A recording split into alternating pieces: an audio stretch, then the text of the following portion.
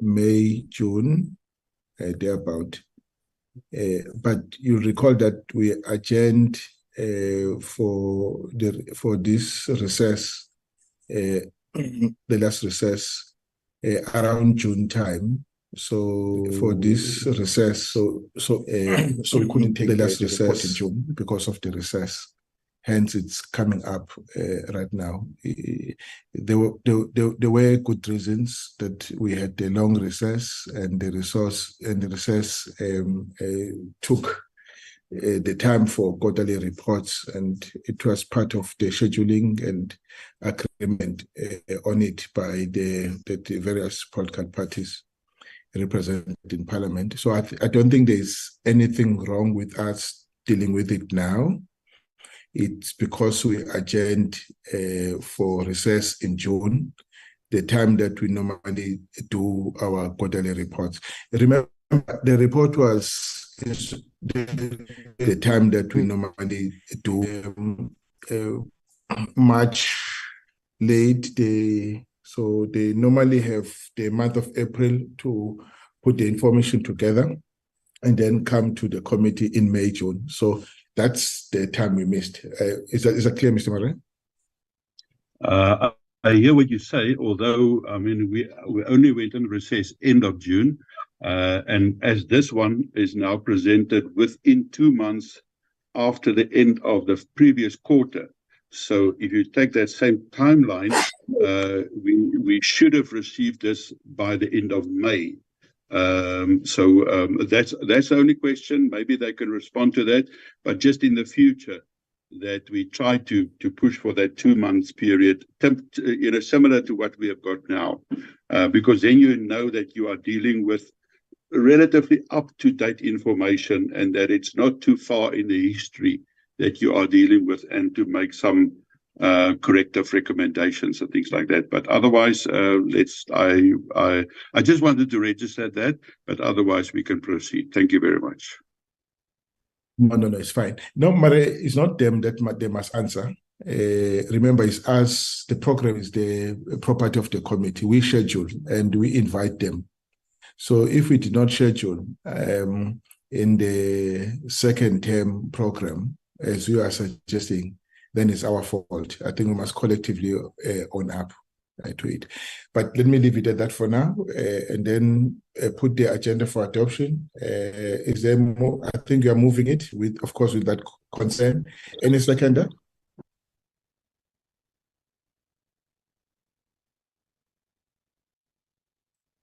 Do I get a seconder?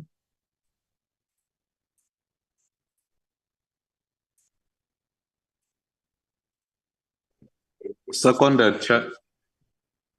Honorable Thabo seconds. Thank you very much. All right, colleagues, let's then deal with the apologies. Are there any apologies? Morning, Chair. Indeed, Chair, we have an apology for General Wolomisa. That is the only apology that we have, Chair. We had an apology for Minister, but I saw that she's in the meeting.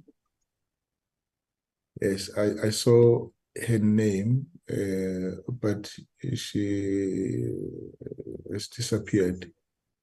But the deputy is in the meeting. She's still in the meeting, Chair. She's still in the meeting. Okay. All right, colleagues, we're taking these two reports. Let me invite the minister to give us her remarks, if there are any, but they will decide between the minister and the DM how they deal with the remarks, whether the minister starts and the DM comes later. I leave it in their hands.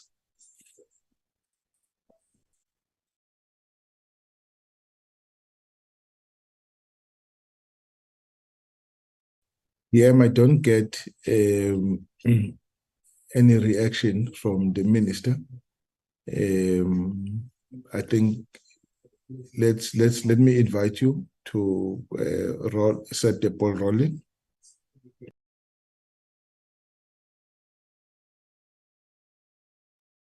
Thank you very much, Honorable Chair of the Portfolio Committee, and to honorable members, good morning.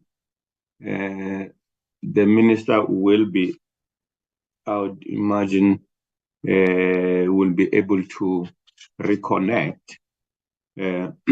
But to take off with our business this morning, Chair, as you have said, the department is here to present the fourth quarter report of the last financial year, and also to take the committee through the first quarter of this financial year and the BRRR report.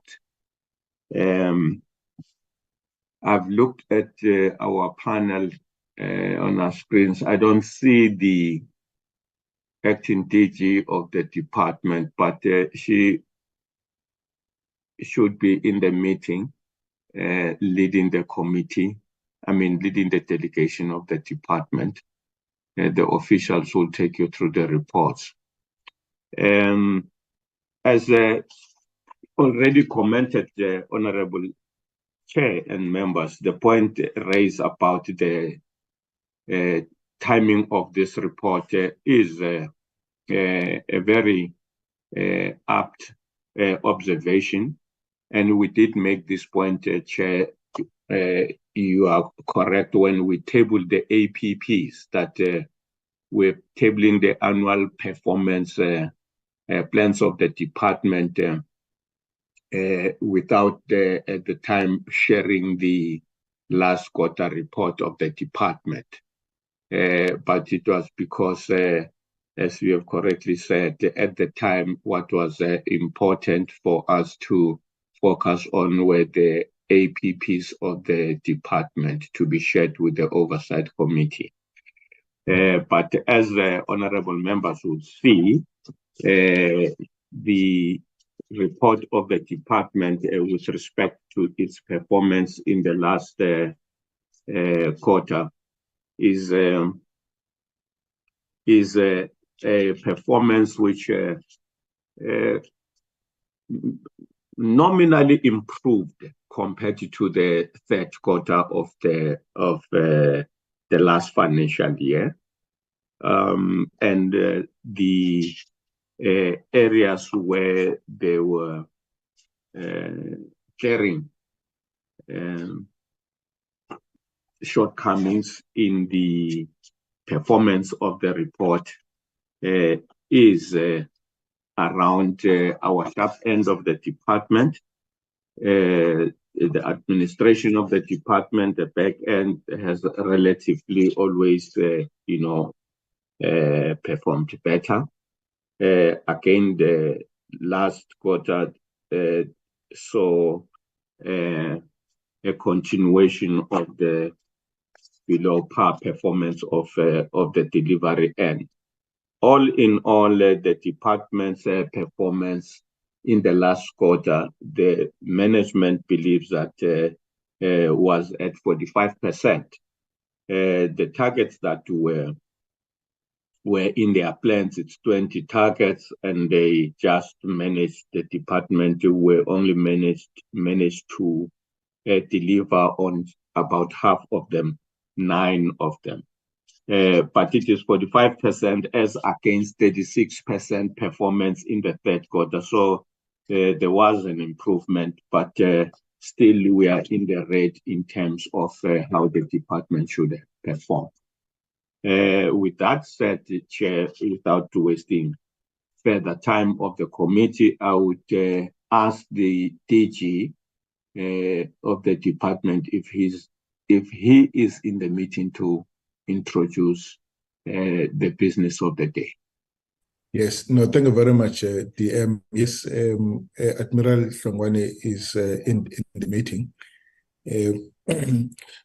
Mare made a mistake, was mistaken to say that we adjourned at the end of June. We adjourned at the beginning of June. It was on the 7th of June. I should just correct that for the record. Right. Having said that, DM, what is the status of the acting DG in the department. Has his term been extended? If yes, for how long? We want to know the degree of her acting period. How long do we still have? Are we still going to have him as part of the family? For how long? Honorable Chair and honorable members, the acting period that the DG has been asked to serve in the department is linked to the resolution of the matters around the suspension of the DG of DMV. And the process, the disciplinary process of the DG of DMV, it's a process that is afoot, but not about to be completed now. And what it means is that for as long as we are still seized with the disciplinary process of the DG of the department, the acting DG will be needed to assist us. But if the minister is back in the meeting, I think she is the appropriate office to speak to the matter, Chair. Thank you. Thank you very much, Thabo. Thank you very much, DM Thabo. Mutle. All right. No, thanks, Chair. I think the question you put forward is a very important question. And the response from the DM is too generic. I mean, the information we are looking for is whether the acting DG, the admiral, is appointed for a particular period. I mean, we can't have appoint a person with the condition that until the suspension is the process of the suspension of the DG comes to an end. If it takes 2 years or if it takes 1 month, so forth and so on, you can't preempt.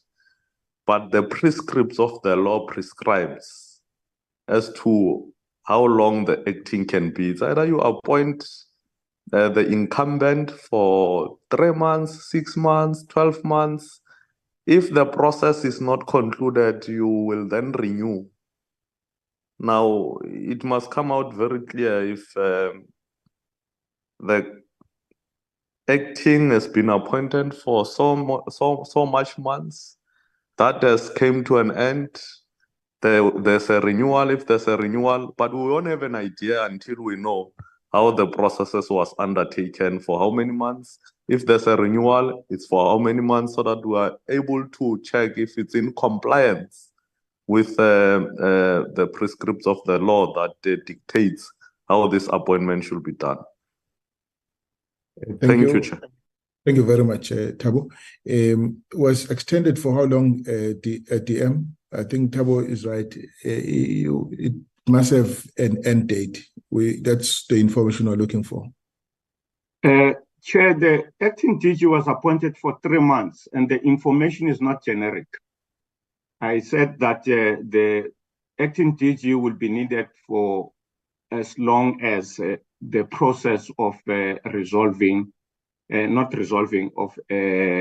running through the process of disciplinary process of the DG. And what it means is that that process will determine for how much more time will that 3 months be extended.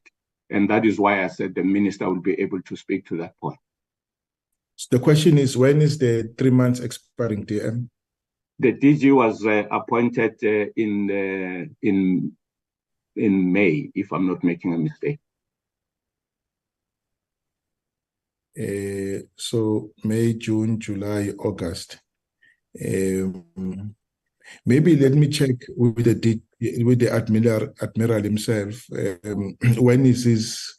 I'm sure in the letter of appointment, the end date is there. Admiral, what is the end date? Thank you very much, DM.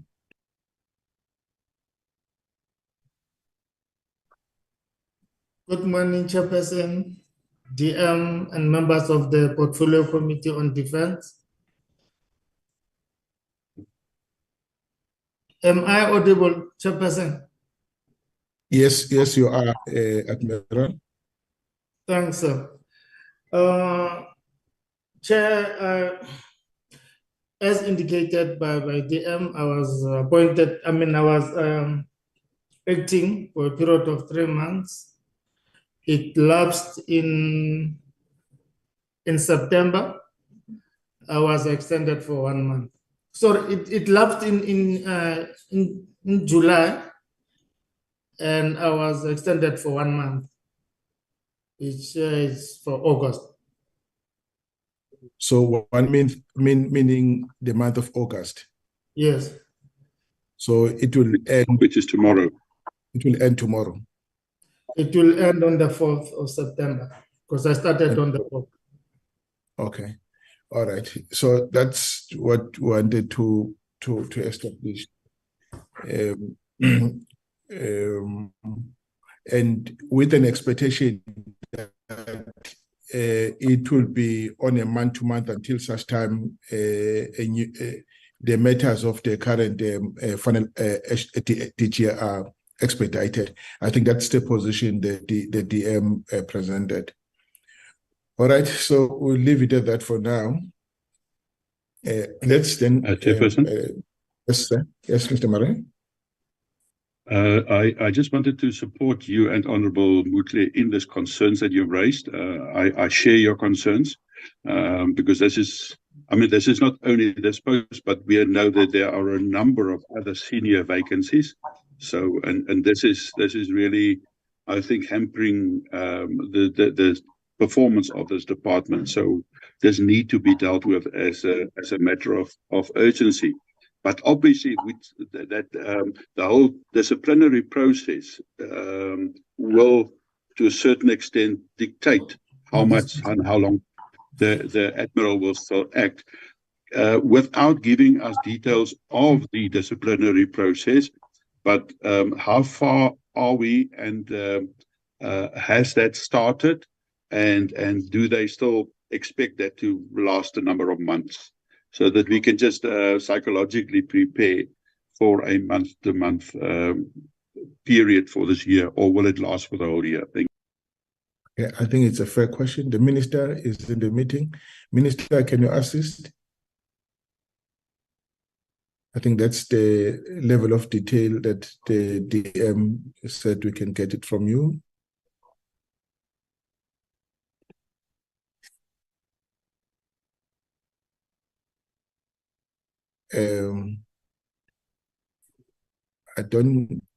The Minister is in the meeting, and but I'm not too sure if she has a challenge listening to the proceedings, but let me just look. Oh, there's a hand of, I'll come back to DM if the Minister there's no connection between us and her. Malika Shalembe. Thank you very much, Chairperson. Greetings, to all. Chairperson, I think the most important thing, well, I'm not undermining the issue of, the acting period with the Admiral Hlongwane, but my concern, I think the information that is most needed, I think, is the processes of the disciplinary, because, if we can see, something or an action or sort of, showing that on that date, she was suspended, this happened, and this happened. Where are we now, with the disciplinary process? I think maybe if we don't have that information, we don't need even, I mean, to start thinking about, we request maybe either the DM or the minister to get us, I mean, the information. How far are they with the process? I think that can help us. But I can see now, Chairperson, that there is nothing that is tangible to tell us where are they with the processes, unless maybe if the minister is able to come in and respond to that. But surely, Chairperson, each and every one of us in the committee, we are all concerned, I mean, about the issue of the Director General. As you know, the background, that in this department, we had an acting Director General for years. And again, it is happening, and it is hampering, I mean, the service delivery, especially we're speaking of the lives of the military veterans that are struggling because of the delays, I mean, in the what you call dispensing of their benefits. So what I'm asking, Chairperson, is that if we do not have, I mean, a right answer now, when can we expect, I mean, that answer from the DM or from the minister, how far they are with the process? Thank you. Thank you very much. Minister? No sign that the minister is listening to, is able to hear us. DM, can you assist? Where is the process at now? I think the concern is the fact that we never had this department was so unfortunate to have acting director generals one after the other. And the only time was when the one that is on suspension was appointed on a full-time basis. And 2 years later, she got suspended. And we back to square one. We don't have a permanent incumbent in office. So, and of course, that affects performance. Any indication where is this process at? When is it likely to be concluded?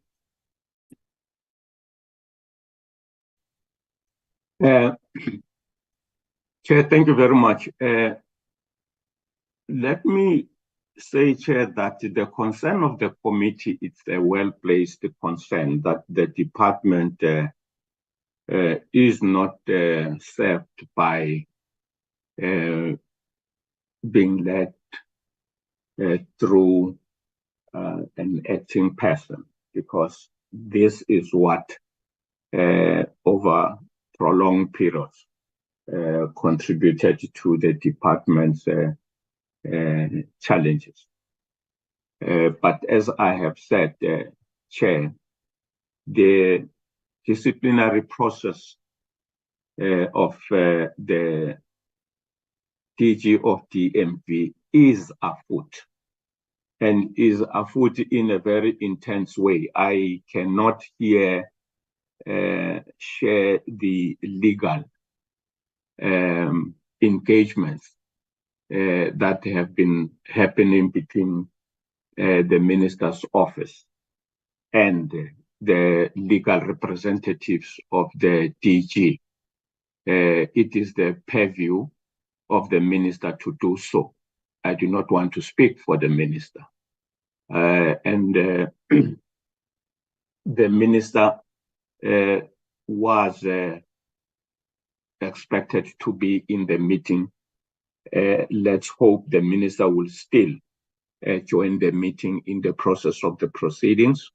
And I would advise the chair that at the end of the business of the meeting, you can still request the minister to speak to that point. No, you are right, DM. It doesn't stop us from moving ahead. Thank you very much, DM. Let me invite the Admiral, Admiral Hlongwana.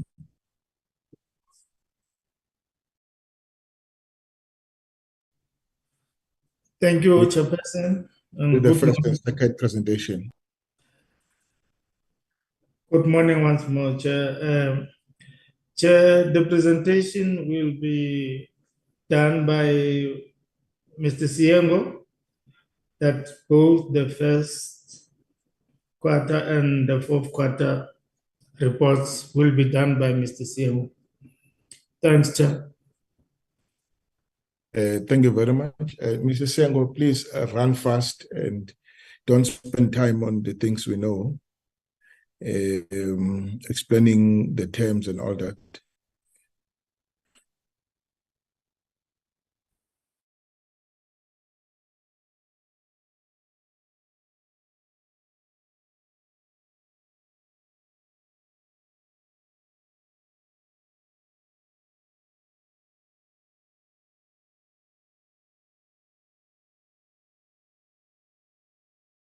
Mr. Sengo? Is Mr. Sengo in the meeting?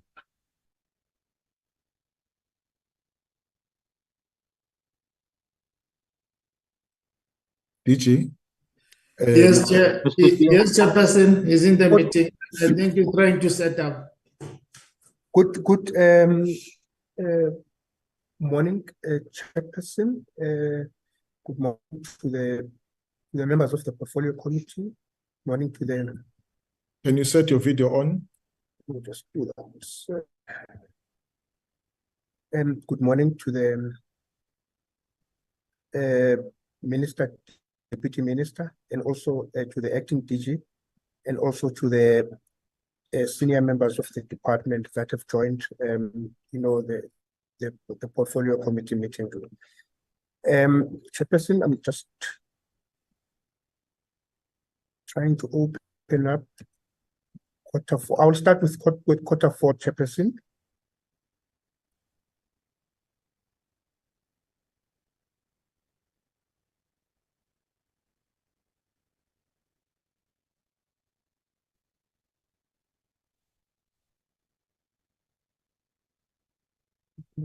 Why is it not sharing?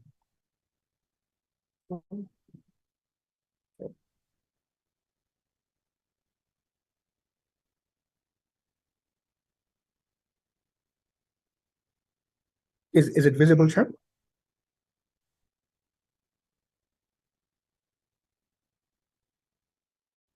Yes, I can see it. Yes, yes, it is. Thank you very much. I will move fast, Chair, as directed. This is how the presentation is structured. And the purpose really of this presentation is to present quarter four report, performance report, both financials and non-financials for the Department of Military Veterans. That is for the 2022-23 financial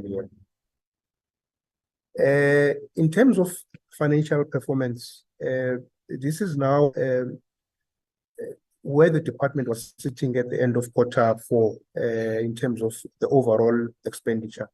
It had spent 92% of its budget. It was allocated 670.3 million, and it had spent 615.6 million. The areas where there was under expenditure, I will explain, Chairperson, but it's in different economic clusters. Firstly, there was one in the cost of employees, where there's been vacant positions, as highlighted earlier on in the senior positions of the department. The other one, the major one, was actually the one for the pension benefit, the 36 million rands, which was supposed to have been paid in the 22-23 financial year. And again, maybe, Chairperson, the last contributor to that underspend was that at some point towards the end of the financial year, there were invoices that were not processed because there was no legal authority or delegated authority to sign or approve because they were above some of the officials that were in the department in terms of the processing. Then when we just moved in terms of the benefits themselves, this is how the benefits are fed. There was more over expenditure in the areas of compensation, healthcare, compensation, skills development, and also education support. However, when you look at this, Chairperson and members, is that, in terms of the budget that was allocated for benefits, the department spent 99% of that. The over expenditure in certain areas or in certain benefits like education, skills development, and health and compensation was offset by that underspent or the money that was meant to spend on pension, which was not dispersed. So this is just then the overall then expenditure as at Q4 of the previous financial year, where 54,421 was not spent by the department of the 670 million or 32 million that was allocated to the department. Then, Chairperson, when we move to performance for Q4, for Q4, if you look at the extreme right, this is how then the department performs for Q4. Out of the 20 targets that the department had planned to achieve, it achieved 9, which was 45%. But what we have done also here is just to indicate the overall performance in terms of Q1, Q2, Q3 performance. But the focus is really on. So,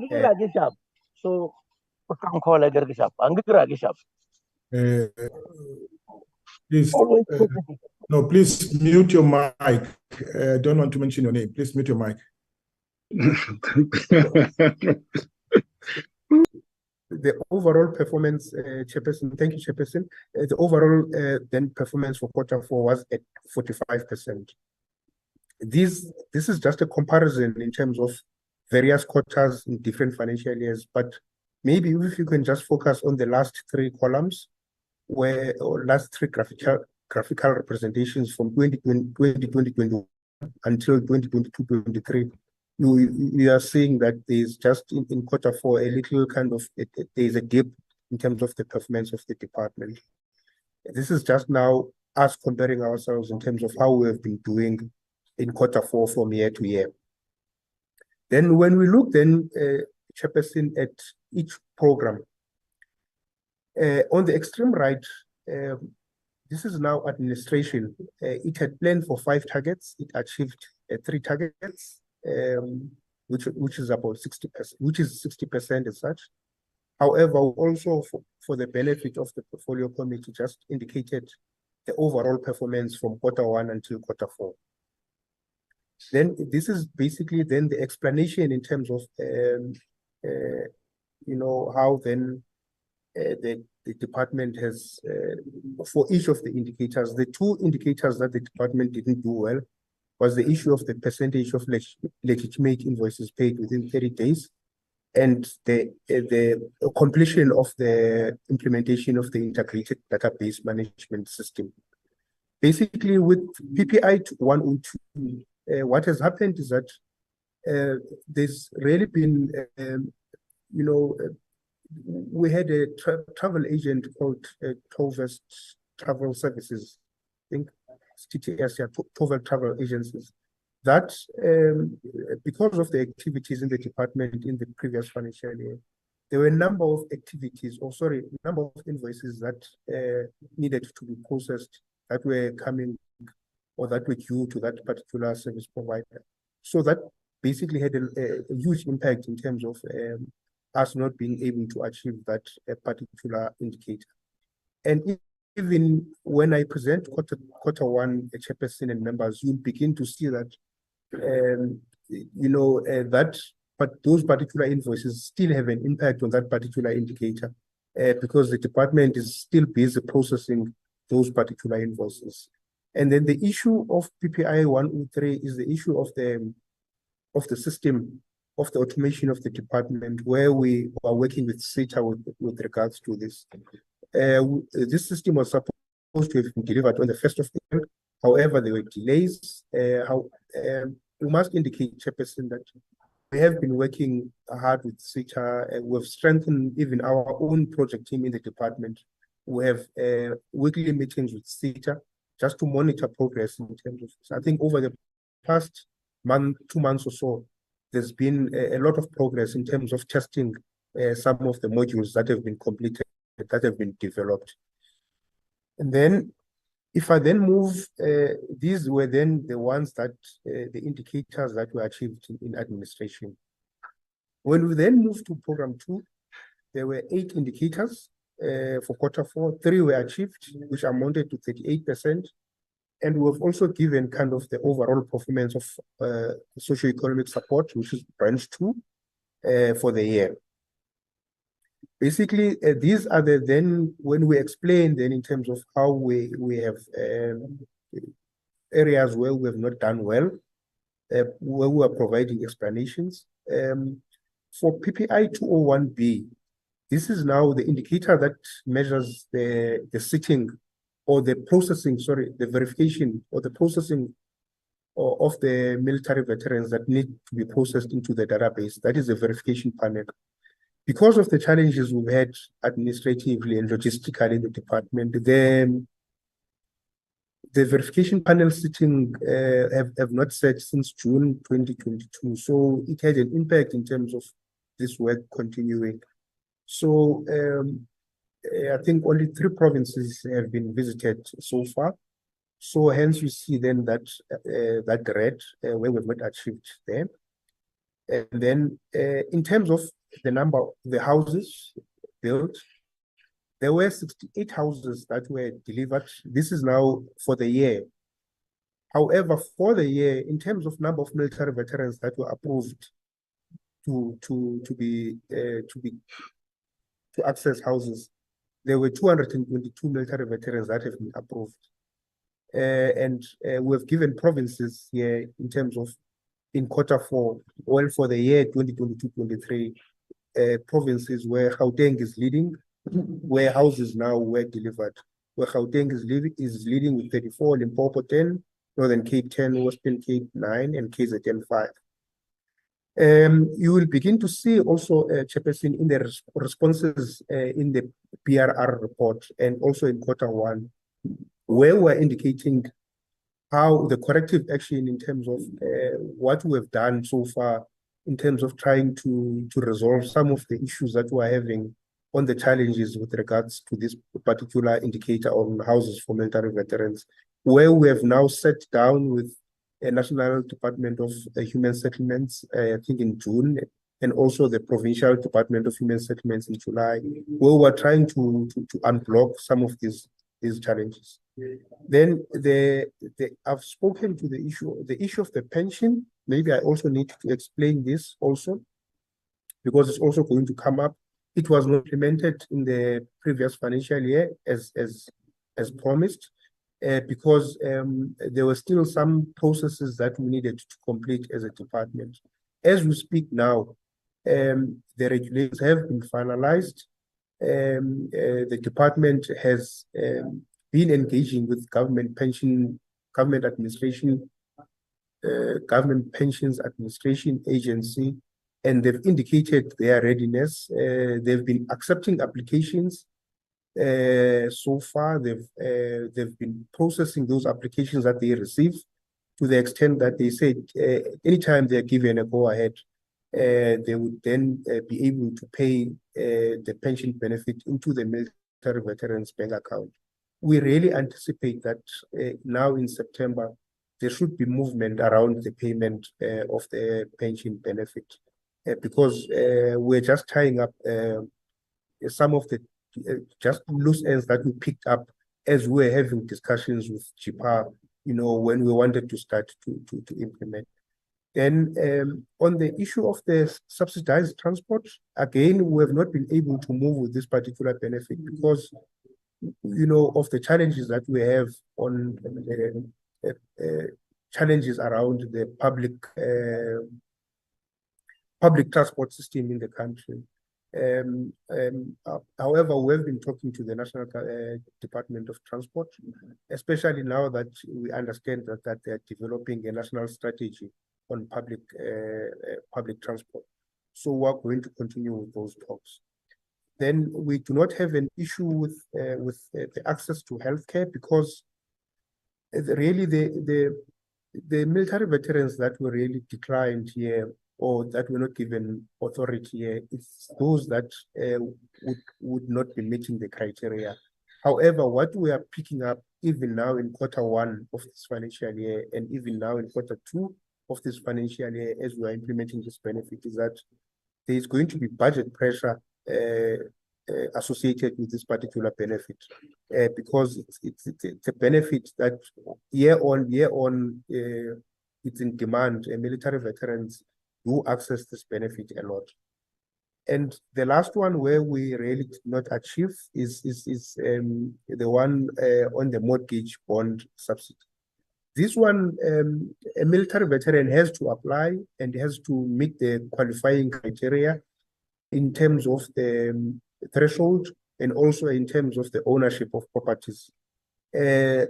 Most military veterans that applied in Q4 were declined because it's either they had a property or then they did not meet the threshold that has been set out. Because basically the department in this particular benefit, pays, when the military veteran cannot meet his or her obligation, but it must be equal to the amount of the housing benefit. However, we continue to adjudicate, applications here. Then, when we talk to Program 3, which is empowerment and stakeholder management, for Q4 there were 7 targets, 3 were achieved, which amounted to 43%.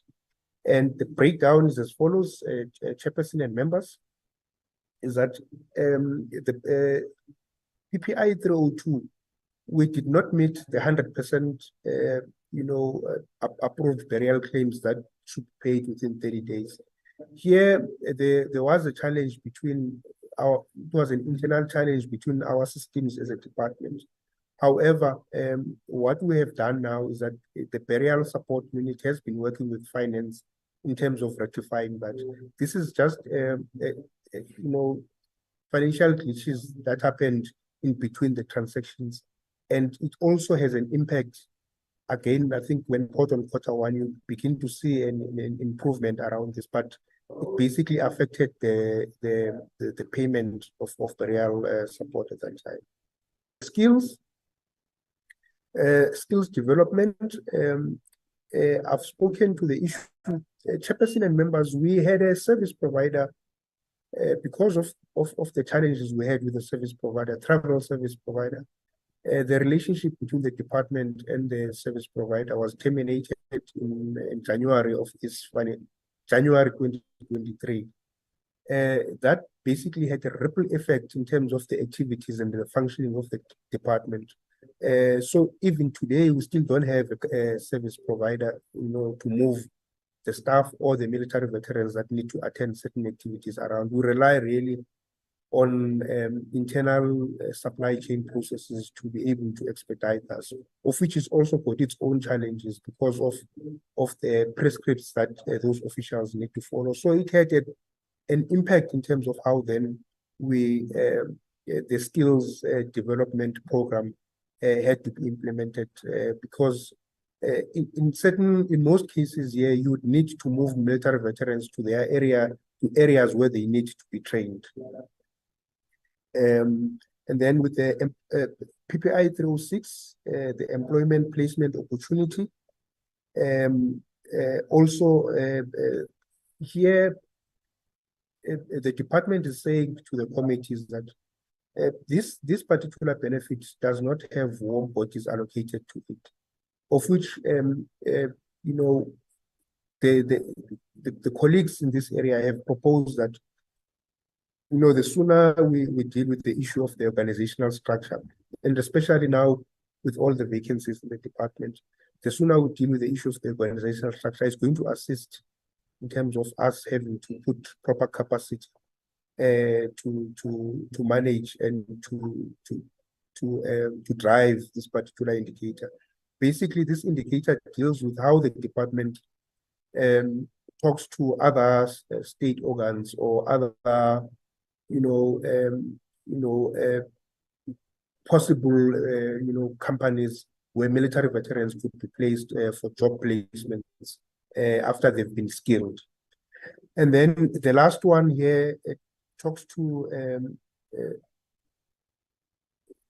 in this slide talks to the memorial sites, where then this is we are working here within the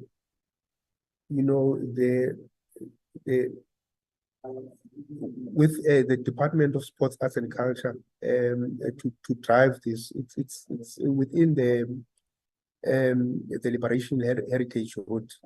So the leading department here is the Department of Sports, Arts and Culture, and we support the Department of Sports, Arts and Culture in the work through either heritage work or providing literature or providing research work around issues of military veterans.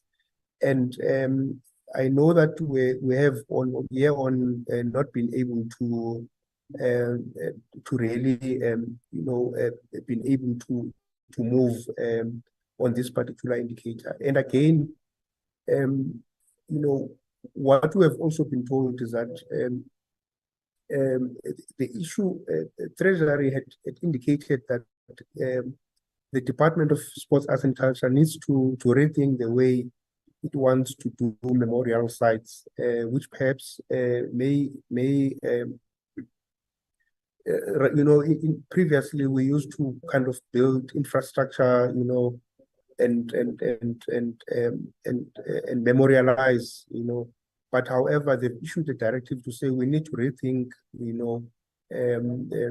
in terms of how then we are going to honor and memorialize because of budget constraints. So now the last slide, Chairperson and members, is the issue of the HR complement in the department, the staffing complement. As at end of Q4, we had 23 vacant posts,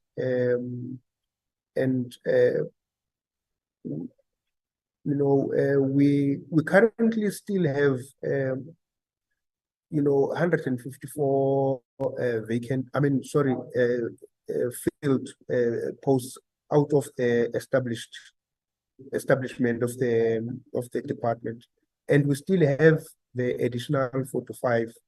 We have managed to reduce, I think, in the past two financial years, managed to reduce the number of contract workers from about, I think, 67. We have now about 45 in the department.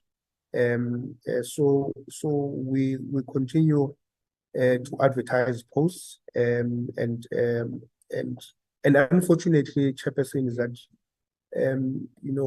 when we then appoint people, some people would then unfortunately leave the department. So that's Q4, Chairperson. I will wait for your guidance. Thank you.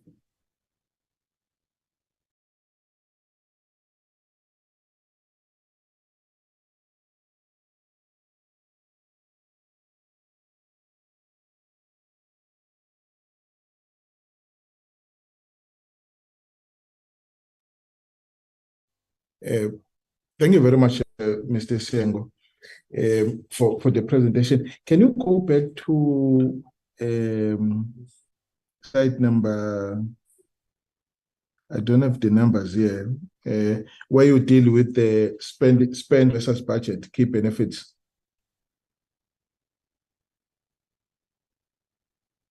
Yes, this one. I'm trying to understand the totals, subtotal, socio-economic support services. Spent is 157. The budget was 194. The second one is empowerment, stakeholder management. Spent is 196. The budget is 160. 920,000. I think if you add the two subtotals, the 194,866 and 160,920, it takes us to 355,786. And I'm trying to just oppose this one on the next slides. Can you go to the next slides? And these slides. And are these figures talking to each other?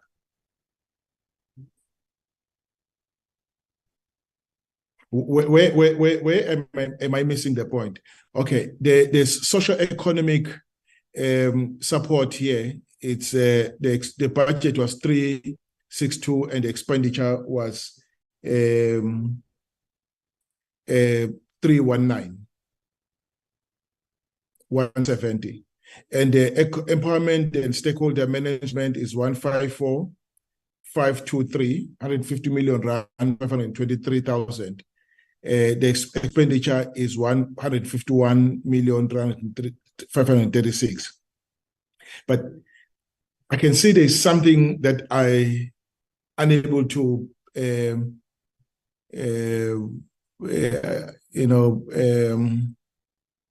align these figures versus the figures on the previous slides. Where am I missing you? Am I missing you? If I'm missing you? Thank you, Chairperson. I think through you, Chairperson, and the DG, the CFO is in the meeting. Maybe you can assist, Chairperson. No. You presented. You were doing this presentation. I'm just talking figures. 1 + 1 = 2. So you would not have presented the figures you don't understand. I'm not asking you to present on the content of the program. I'm asking you to present on the figures that you have just presented.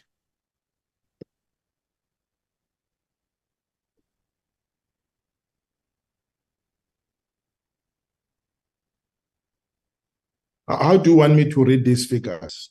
Because they don't seem to be talking to each other. I may be missing something. That's my point. Siengo.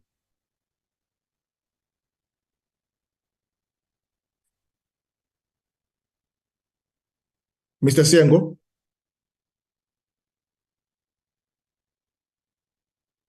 Apologies, Chair. I was just trying to unmute.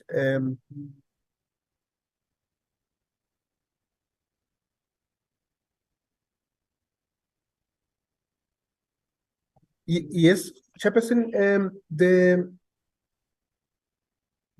Okay, let me start with this slide, Chairperson.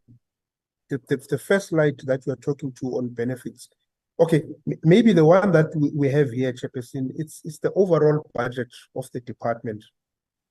It includes both cost of employees, goods and services, like all the different economic clusters.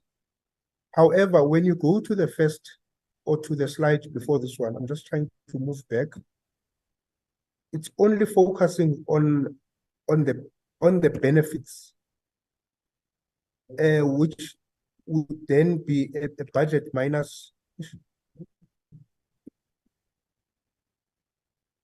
This one would only be money that is spent on the benefits, excluding other services that the department offers, like issues of the cost of employees and other support functions in the department in the administration section.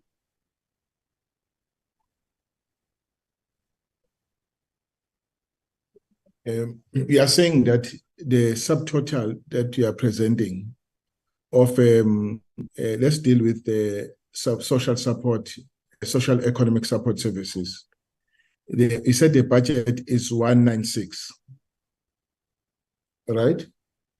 And you are again saying in another slide the budget is 362. Do you want me to understand that? Okay. Do you want me to understand that the 196, sorry, the 194,866, if you include the cost of employees, how much is the cost of employees? What is excluded from this 196? to make up the 362. It is the cost of employees and goods and some goods and services, Chairperson.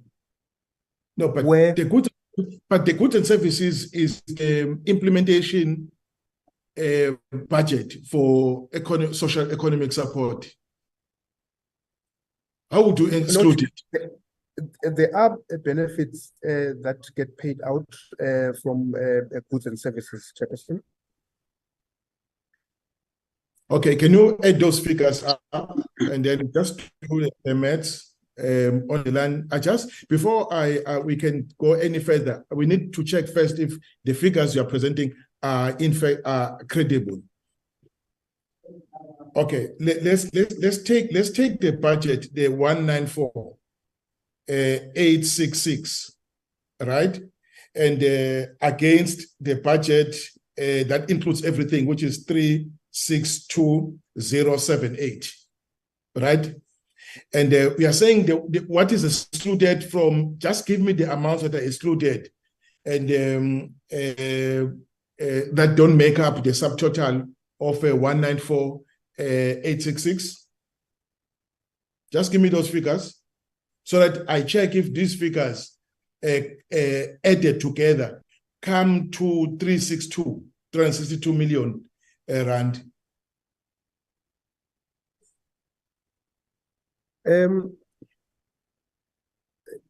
Chairperson, where I'm sitting, Chairperson, I'm a bit, challenged in terms of going now a lower level, because I've only got with me the high level breakdown in terms of the different programs and also the economic classifications. Hence, I was asking if the CFO can come in and assist here, Chairperson.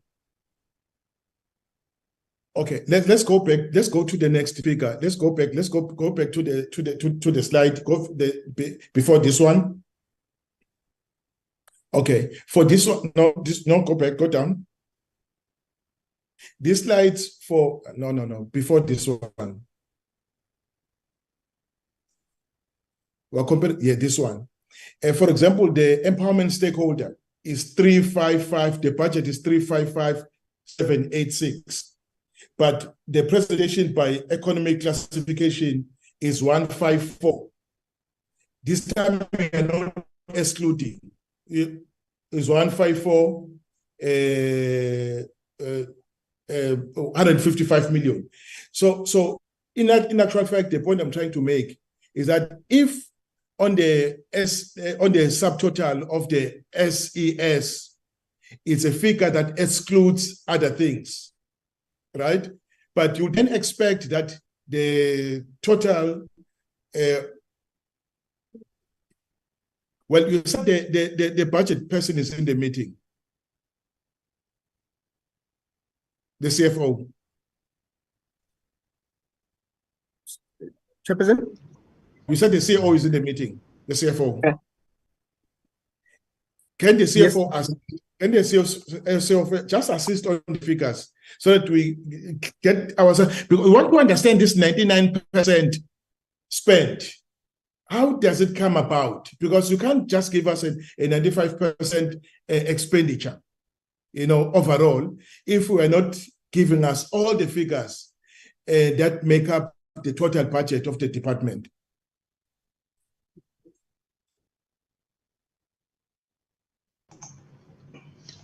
If I may come in, yes, yes, Chair, come in. Thank you. Yes, Chair.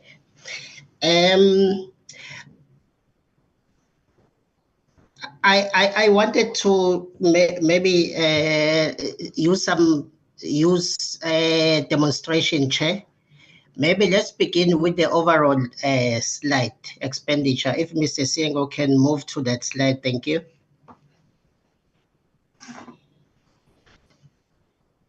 The next slide, Mr. Siengo. Chair, I wanted to take you through the numbers maybe so that we can make sense out of the numbers. Chair, maybe we look at the in this slide. There are two clusters. The numbers by economic classification. That starts at economic classification, which is the bottom cluster. In there, you've got economic classes, which is cost of employment. Then there's goods and services. There's transfers and subsidies and payment for capital expenditure. In order to reconcile to the slide before this, why we normally put that slide, Chair? Because DMV is a benefit rendering unit, we thought it is always better that we first zoom into that slide so that we can indicate how are we performing financially in rendering services to military veterans. Hence, we always begin with the first slide. But that first slide, all the numbers are included. If Chair, then we go back to the economic classes. In the economic classes, you've got goods and services, then you've got transfers and subsidies. So the first slide, the economic classes, if then Chair, if you add the two numbers, goods and services and transfers and subsidies, say for actuals, they give you a total of 487,703 million. Then if you add the budget, it gives you 526,615. That is overall budget for goods and services and transfers and subsidies. Then we flipped to the prior slide, Mr. Siengo. Maybe, Chair, if I can demonstrate item for item and then give you or indicate the economic class where it belongs. Chairperson, just the socio-economic support services. services. Mr. Murray? Sorry, Mr. Murray? Yeah. My apologies. I think we are going around and around and around the, it's like a moth around a candle flame. Merry-go-round. What they must remember, what they must remember, what you've asked. If you look at this slide that we've got here, where it says total benefits, now they should bring in another portion at the bottom to show the difference between the 354 spent in total and the next one where it says 67003 or actual expenditure 615,611, so that they must show what is the difference made up. Because if you look at this slide that they are showing now, that programs, that 6, 7, or the top ones, all of them has got economic classification elements in each one of them. Now, if you don't break it up like that in detail, it will not show what we require and what you require. So by doing all these funny explanations, you're not going to get to the point, because that previous slide is exactly showing the benefits that we require.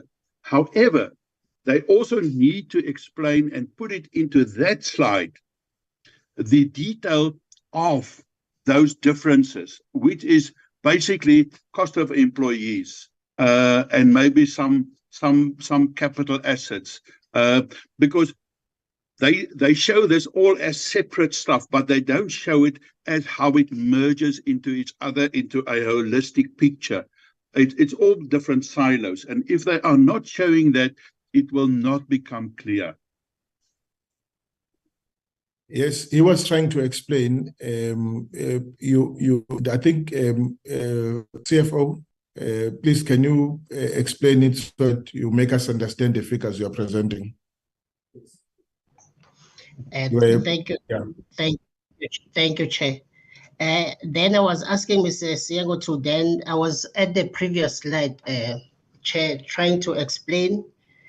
Maybe let me again, Chair, state the purpose of having this particular slide was merely to demonstrate to management, executive authority, and portfolio committee how the department is performing in terms of service delivery. Probably that's the purpose of this particular slide, Chair. But what I was trying to then explain, Chair, to yourself and the committee members was where each line belongs in terms of the economic classes, Chair, so that we can reconcile the numbers back to the main slide. So I was about to state that if you look at the first quadrant, which is socio-economic support, you've got the line for compensation for injuries. That is part of your transfers and subsidies. Where you get the military veterans, it's part of the transfers and subsidies. Healthcare support with Department of Defense, all the services rendered by SAMS, it's part of your goods and services. Housing, because we paid on an arrangement, on an MOU,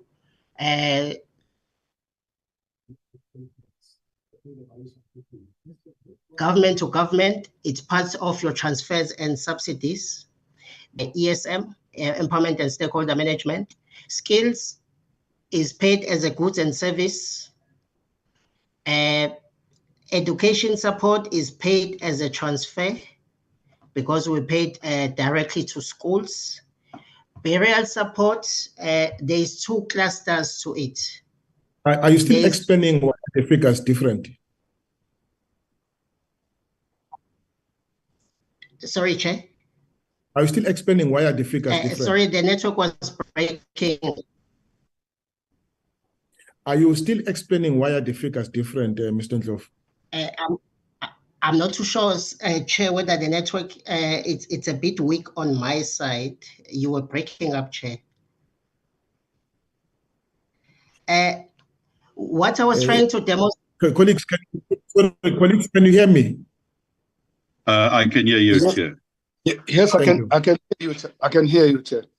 Mr. Ndlovu, you were explaining. Yes. We were explaining why are the figures different. That's so. Are you still explaining that? Okay, Chair.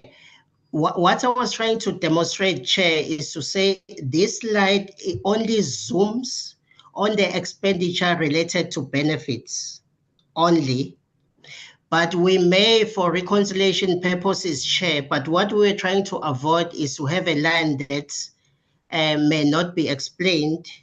But we can add another line, Chair, if you want this slide to always reconcile to the total DMV budget and expenditure.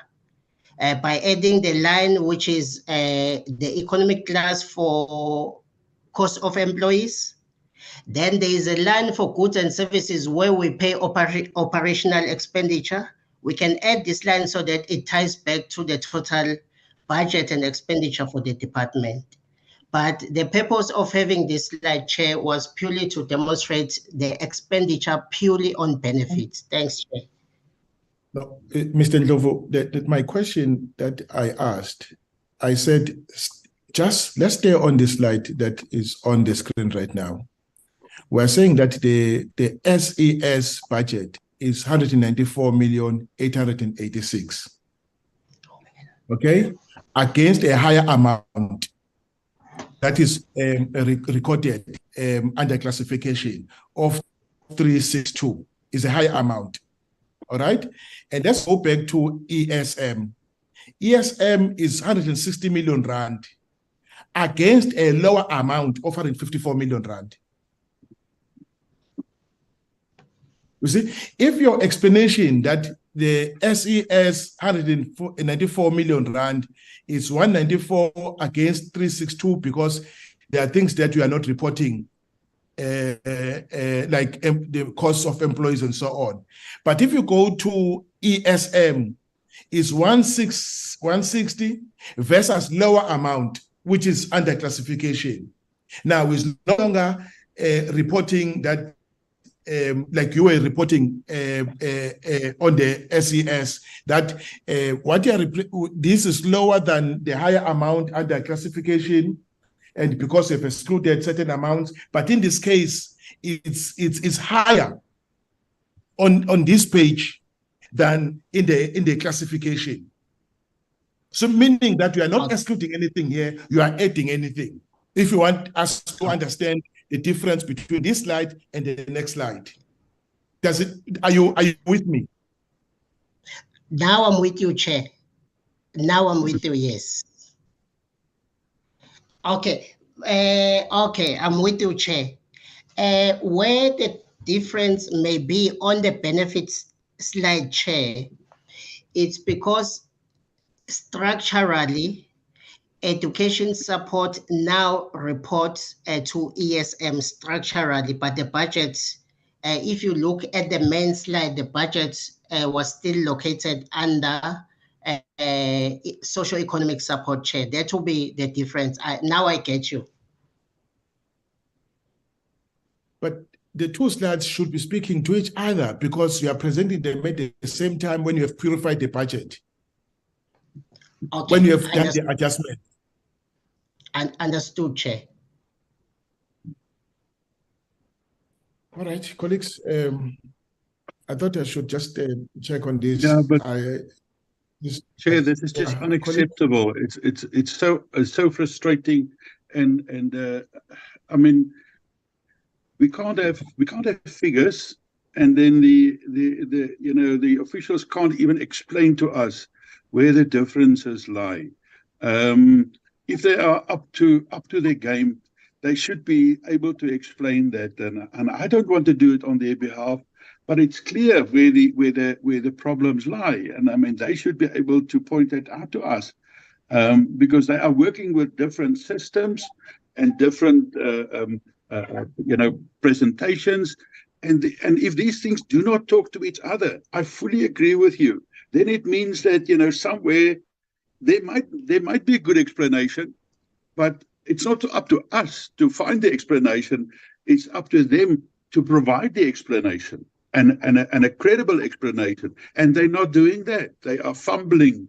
So as I've said earlier, they are clearly not addressing the problems, and they're just speaking on, and it's not giving us the information. So this is totally unacceptable. Very frustrating.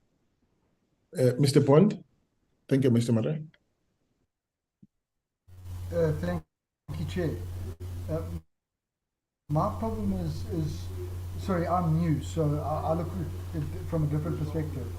I mean, with the DG being investigated and nobody really being in charge, this leads to things like this.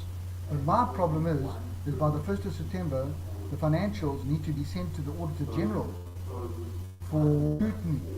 Now, with this like this, then the statements cannot be ready.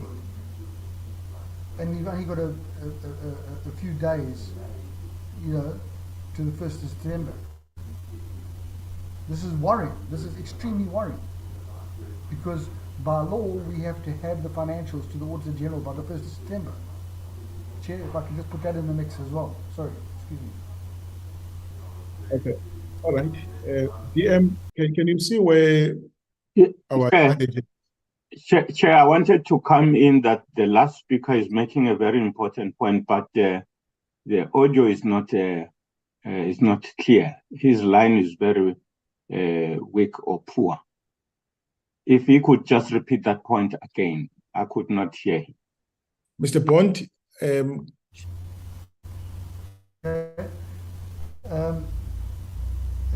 The legislation, according to the Finance Act, the financial statements have to be ready for scrutiny and submitted to the Auditor General by the 1st of September.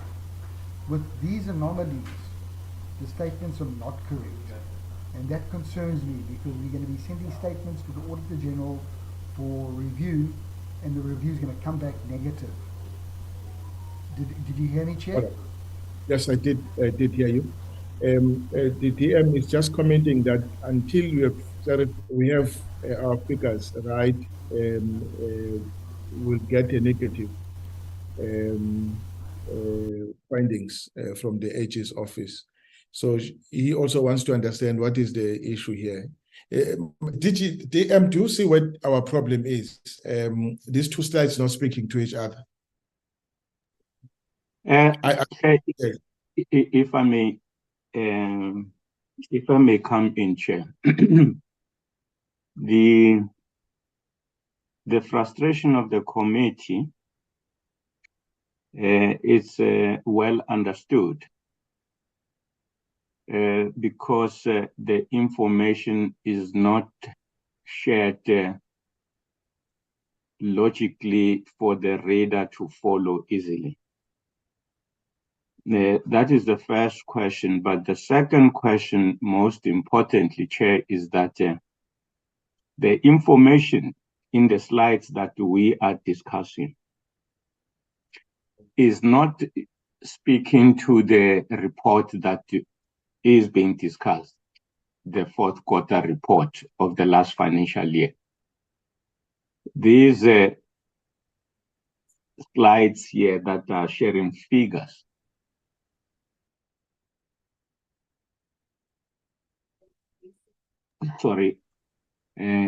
these are the overall figures of the budget of the Department of Defense in the financial year 2002-2003. This is not information on the quarter 4 budgets of the Department of Military Veterans. And this is what we raised with the officials yesterday. And I thought that there was agreement that the slides that are sharing information on the budget of the department for quarter 4 will be made available. But as things stand, what the committee is discussing now are not the budgets of quarter 4. These are the overall budgets of the department in 2022-2023. And that is where the problem for me lies, because in the BRRR report of the committee, this weakness was raised to say quarterly reports, when they come in, they should reflect the quarterly budgets and the expenditure, quarterly expenditure of the department. And this has not been done, unfortunately, and we raised it yesterday, and we thought that they will have, it will be possible for them to bring in the relevant slides, but I see they've not been able to do so. That is the first point, and I think the officials should have been candid to apologize for that and point out that deficiency. But the second point that in my rather, it's further making it difficult for members to follow. It is because this slide that is before us, that is flighted there, is sharing this two programs of the department to the exclusion of program 1. So you don't see the full picture of the percentages that are being talked about here. Because this slide should have started with the administration program 1 and indicate what was spent, what was the budget, and what was unspent, and so on, so that you take the budget in its totality. Now, as the CFO was saying, this budget only speaks to benefits, but it is not helpful to see the spending on benefits in context of the entire budget of the department. You see, right there at the very last row, or the very last line of the slide, total benefits. It says spend is 99.5%. The reader of the document may easily interpret that 99.5% as the spending of the department as a whole for this period. And it only speaks to the benefits. And that I find it a bit of a challenge to the reader, to put things in context, because the slides, the information is not presented, is not shared in a logic that is easy to follow. The point here is that the CFO is drawing our attention to the fact that 57% of the budget of the department of 615 was spent on military benefits. I think this is what is critical for us to note. It is 57, all of this story, that 99.5% spending that they're talking about is 57% of the overall budget of the spending of the department, which is 615, of the total budget of 670, which is the other slide that is in blue. I'm not, explaining, helping you to deal with the figures that you were following and that you are chasing, Chair. But what I am raising is that there is a broader problem with the presentation as far as the finances of this quarter are concerned. And the presenters should have been able to point that right at the beginning for the committee members to not end up in the frustration that we are having. I should pause there, Chair. I don't know if that is assisting the committee, but my submission is that we should have brought the budgets of this quarter, of the fourth quarter, not this information here. I agree with you, DM. They reported that the performance in the fourth quarter was 45%, but they're not presenting the performance against the budget.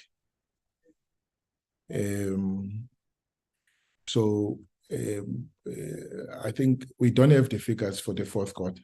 Do you have the figures for the fourth quarter, Mr. Siango?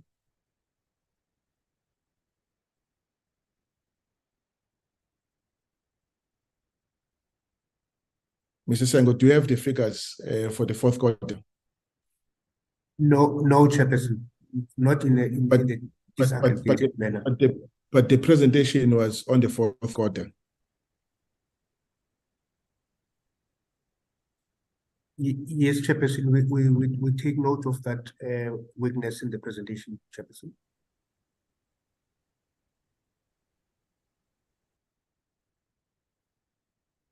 Colleagues, I don't know. They've made they did not prepare for the item, and they decided that they will give us the information for the whole year on figures. When we asked how the department spent its allocation in the last quarter of the financial year. I don't think we can continue with this presentation. Maybe we can then move to the next presentation. Colleagues, I want to hear you because it's not the presentation that you asked.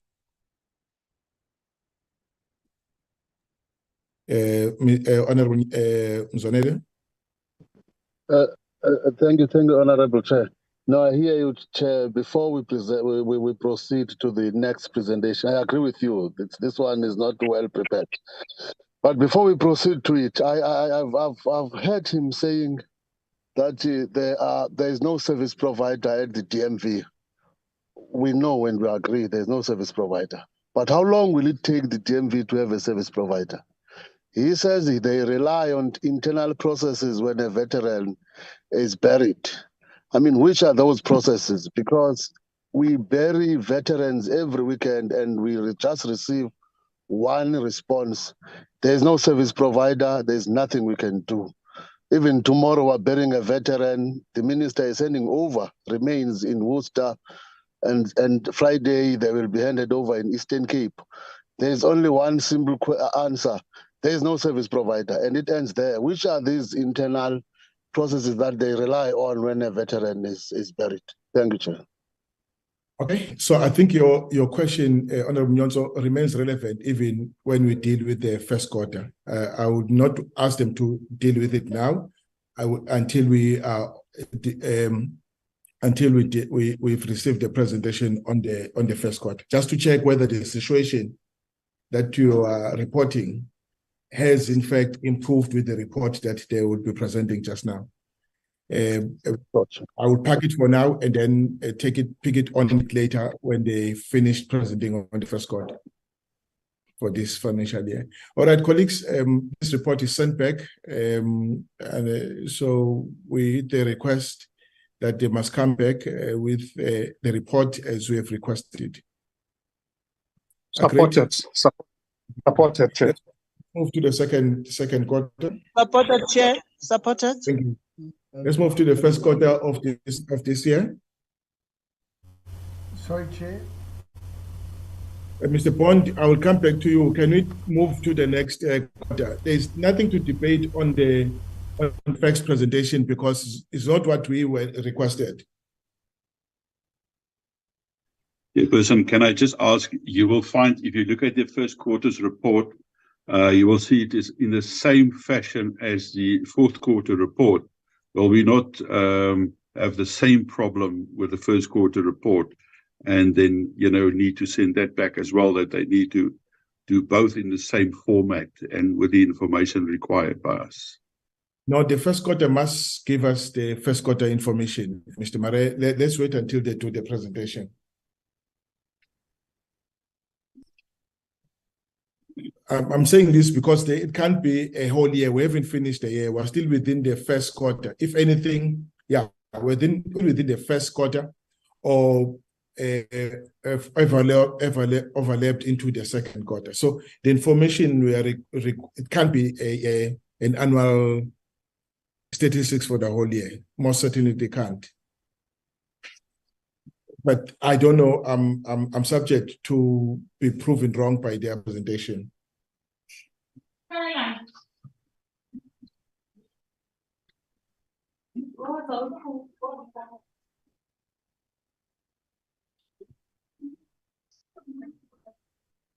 Mr. Sandy Siango.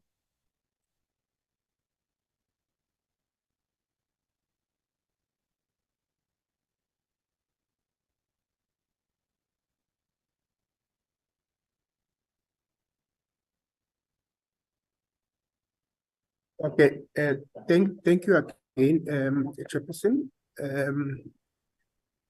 We are now talking quarter one of the 2023-24 financial year. I'll move directly to the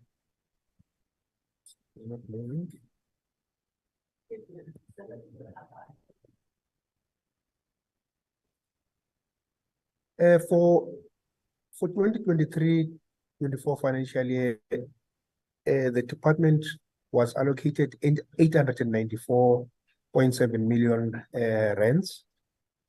And as at end of quarter one, the department had spent 91.3 million rands, which is 10% of its allocated budget for the year. Again, what we begin to see, Chairperson, is if you look at the economic classifications in terms of how they perform, you are beginning to pick up, similar trends where areas where there's compensation of employees, there's vacancy rates, there is underspend in those areas.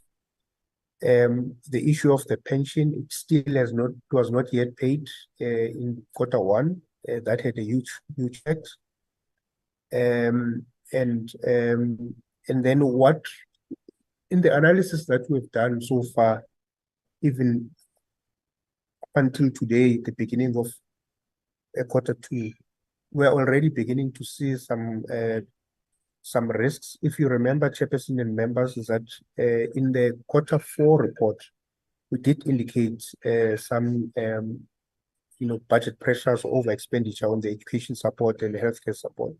So already we are beginning to see those the budget risks emanating from these two benefits. You will see it now when we talk to the slide on benefits. For this year, out of that 894 million rands, 66% is the budget allocated to benefits. It's a budget allocated to benefits, and most of that budget, it's a budget that talks to the pension benefit department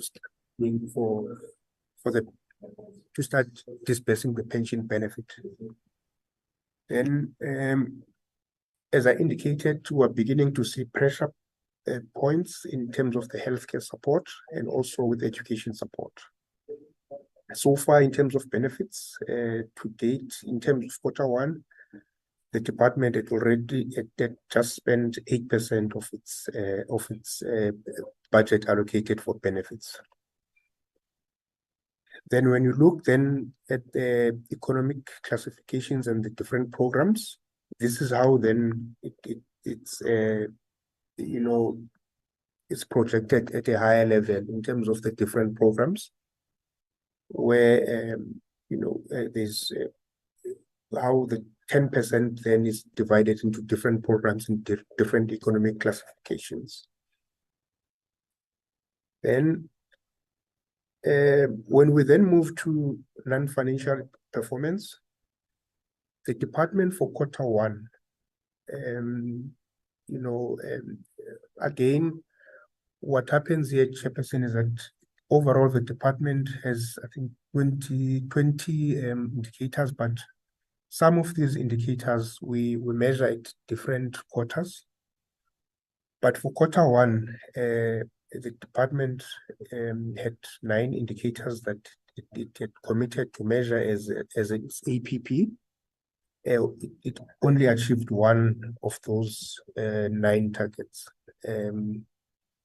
However, what we've done is also we've reported on other, different indicators within different programs where, what were the activities for that program, for those areas where there were no targets for those quarters. So basically then in terms of quarter one, I did indicate, Chairperson, to say that we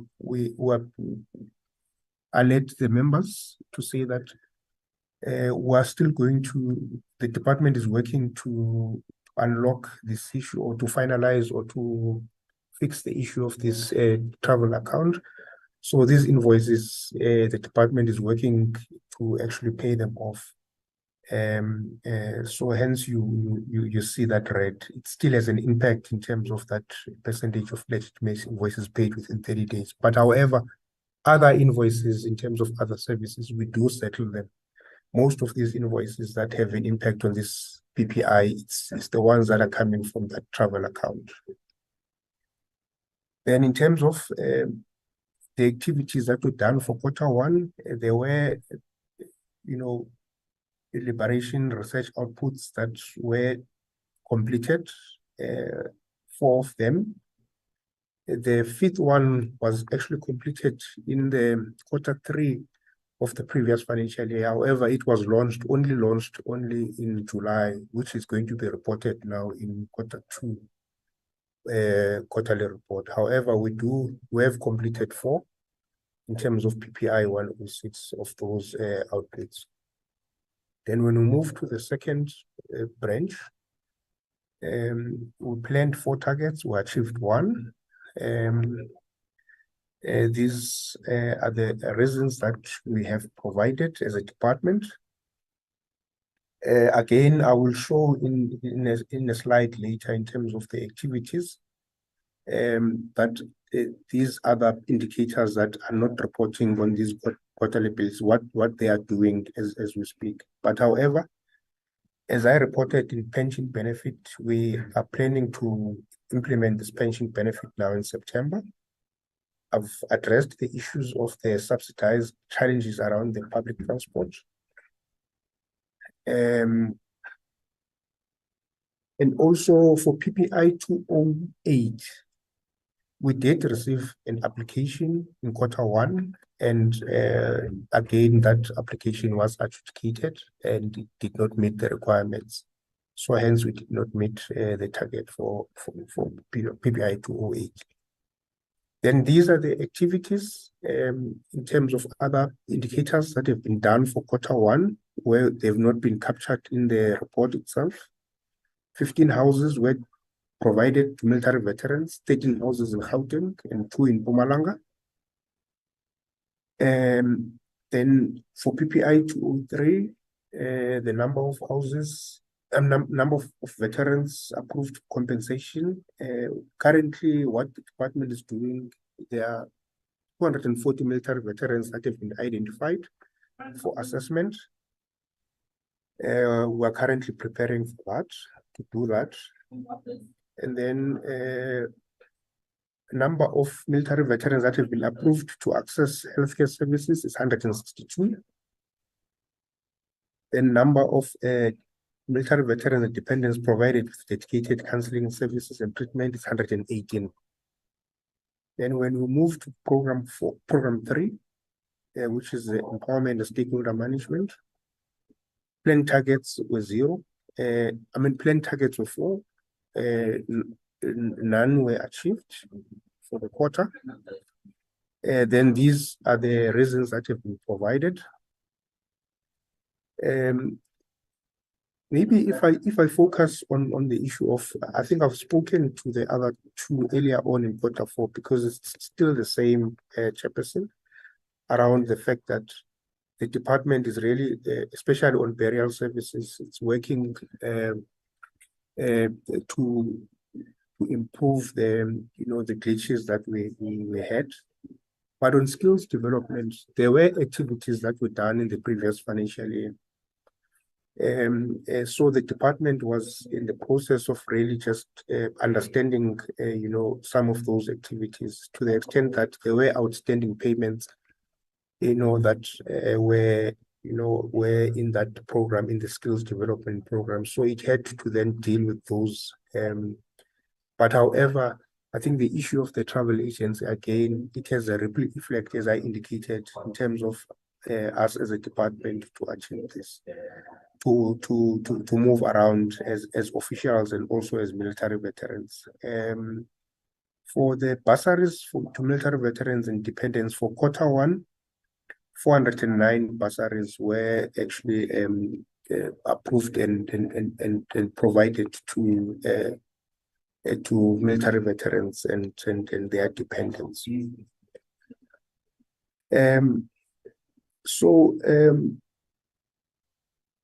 With then, Chairperson, the issue then of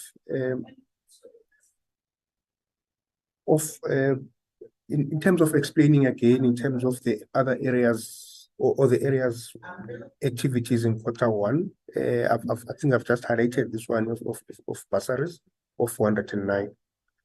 Then again here, the department continues here to try and address the issue of vacancies in the department, so that the number of areas where capacity has been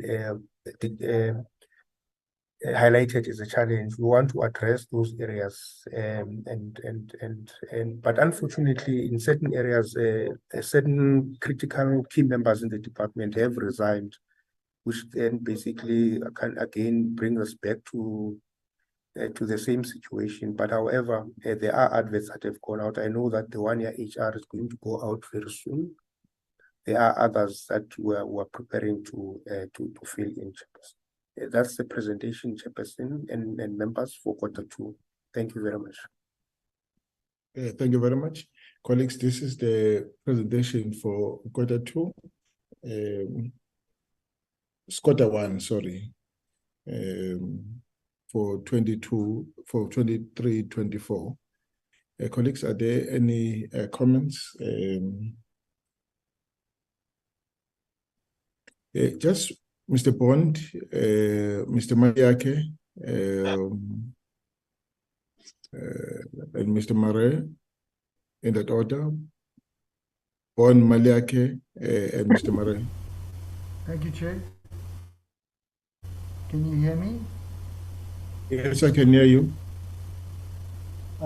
Chair, I just want to, it recorded that the committee is disillusioned because the same traits that happened in the previous year are continuing this year, where the KPIs and KPAs that have been set are not being achieved. Not on a yearly basis, not on a quarterly basis, and not even on a monthly basis. If that can be recorded, please, on behalf of the committee. So which KPIs are you specifically referring to? Well, I'm referring to this report, which says where they talk about, in general, the targets are not met. That's a KPI. Yes. That's what I'm talking about. Okay. That they plan to achieve nine targets, and they achieved one. Yes. Okay. No, it's fine. But the budget spent, it's 10%.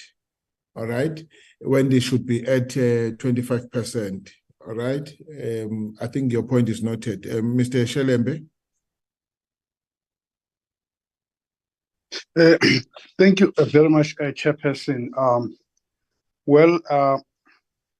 Let me not dwell much on the issue of the pension, but if maybe they can assist me, if they say in September, we can see now, military veterans getting their pension. I'm checking on their side whether there are any other obstacles they foresee delaying the rolling out of pension in September. That's number one. If they foresee those obstacles, what are those, and what are the plan? Are they planning? What they can do? To ensure that those obstacles are attended now. And then the issue. I think there is a slide where they speak. I think it's under administration. To me, is worrying when it comes to, percentage of legitimate invoices paid within 30 days. I think somewhere under administration where, anyway, they got read.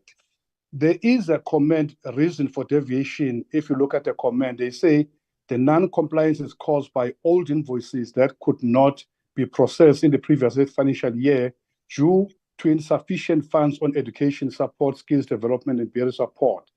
Then they go to say there is still a backlog on travel management invoices dating back to previous financial year.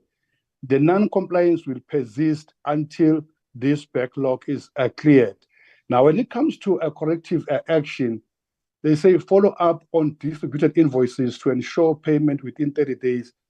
I don't think that corrective action is telling us what will be done, because they say follow up, but they say the non-compliance will persist until this backlog is cleared.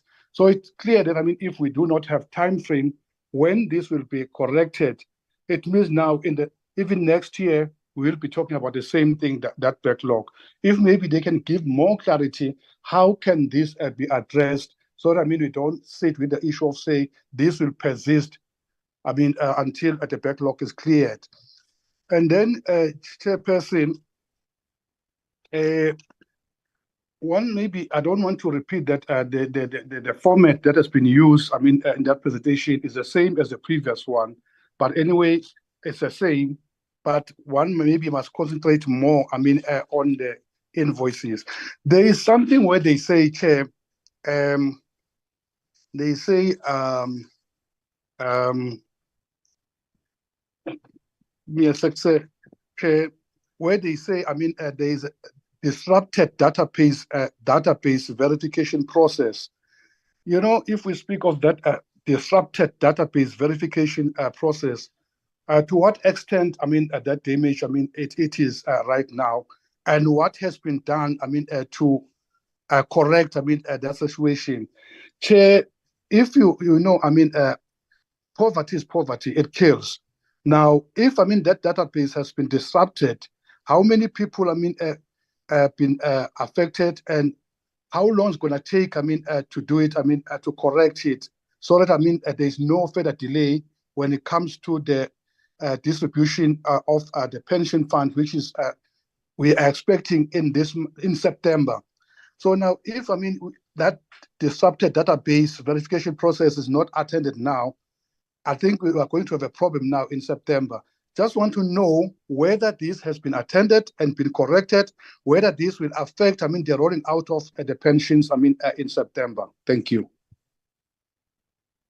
Thank you very much, Mr. Murray. Thank you very much, Chair.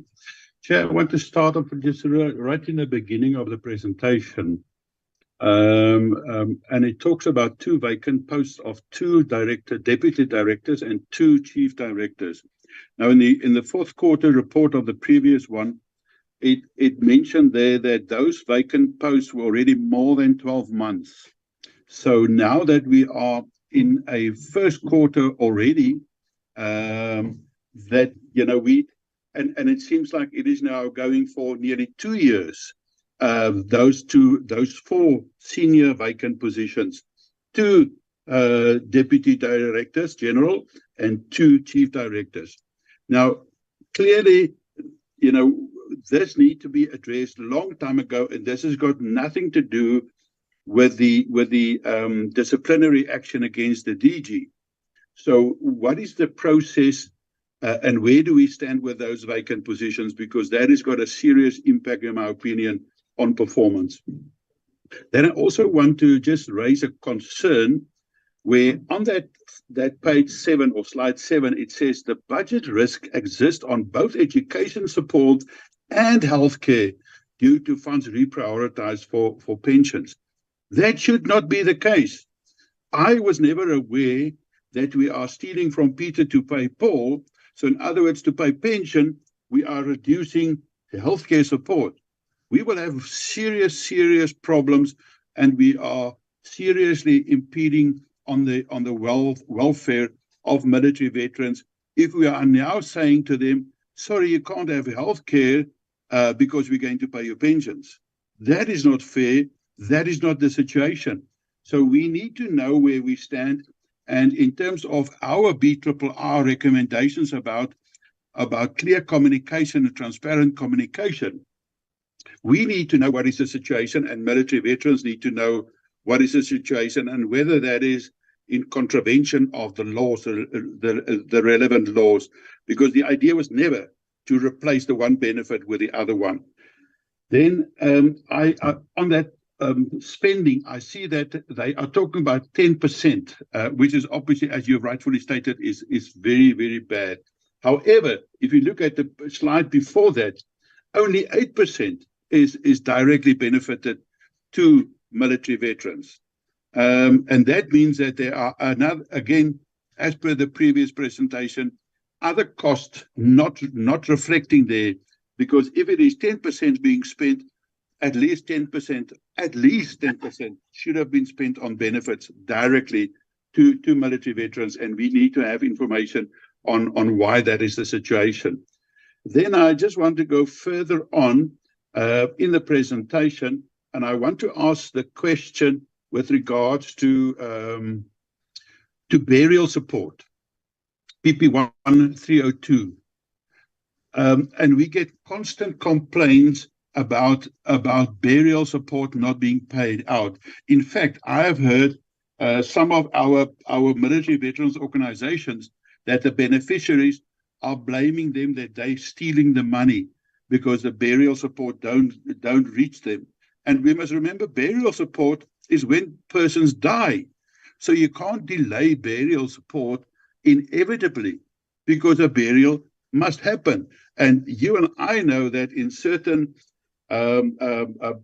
groups of our people and certain areas, burial is a very sacred procession. So we can't delay burial support because of administration problems, and we can't take away burial support and pay for pensions, which we haven't even started. So we need to have an explanation on that, please, sir. And then again, the number of vacant posts, the DG, acting DG, the minister, the deputy minister will have to take responsibility and give us explanations on that. The medical payments, I just wanted to ask a question on medical and healthcare payments as well. I pointed out that they are saying that they are basically not doing that because of the pensions being paid out. So where do we stand with that, and what is the message to military veterans in that regard?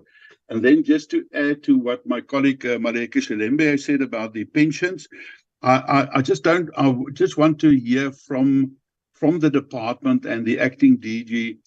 It seems like it has been approved. It seems like it was signed off by the minister. It seems like it was consulted with the National Treasury. Has it been promulgated? And if so, where has it been promulgated? Because last time I recall that the expectation with us was that the final regulations would have been sent to us as well, so that at least we can compare it with the last ones that we have seen. We have not seen that. We have not received that. Where do we stand at, and when can we expect that? Thank you very much, Chair. Thank you very much. And there was also a question from Honorable Nyonso on the termination of the contract. I'm sure it's the opportunity now. You have noted it is the opportunity to respond to it and all other questions. Over to your colleagues. Honorable Siango.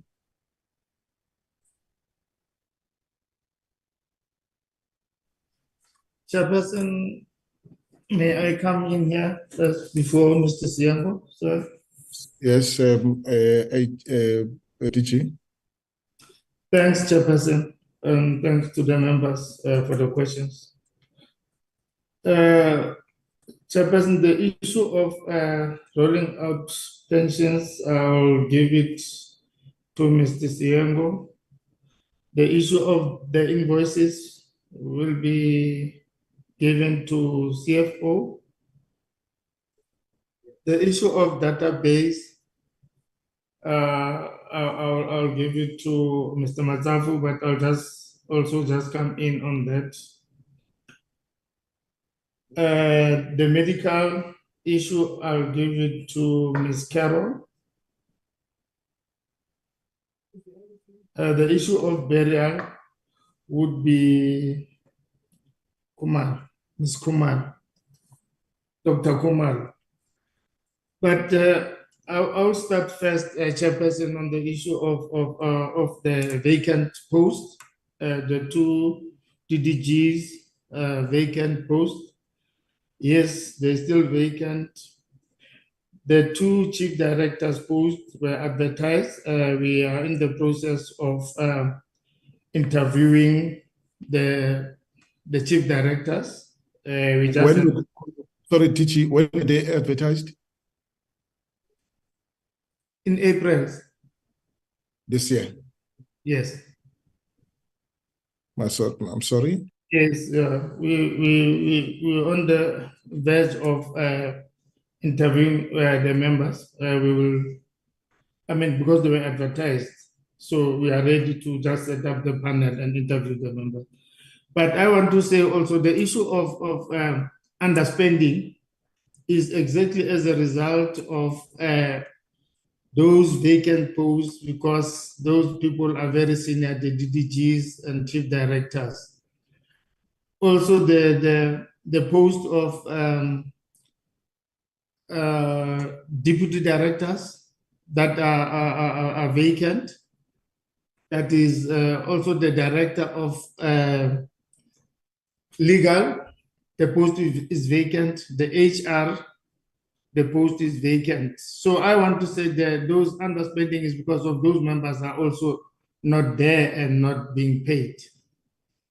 We have acting HR, director HR at the moment, but the post also will be advertised soon. Actually, we are ready to advertise the post of acting of HR, director HR.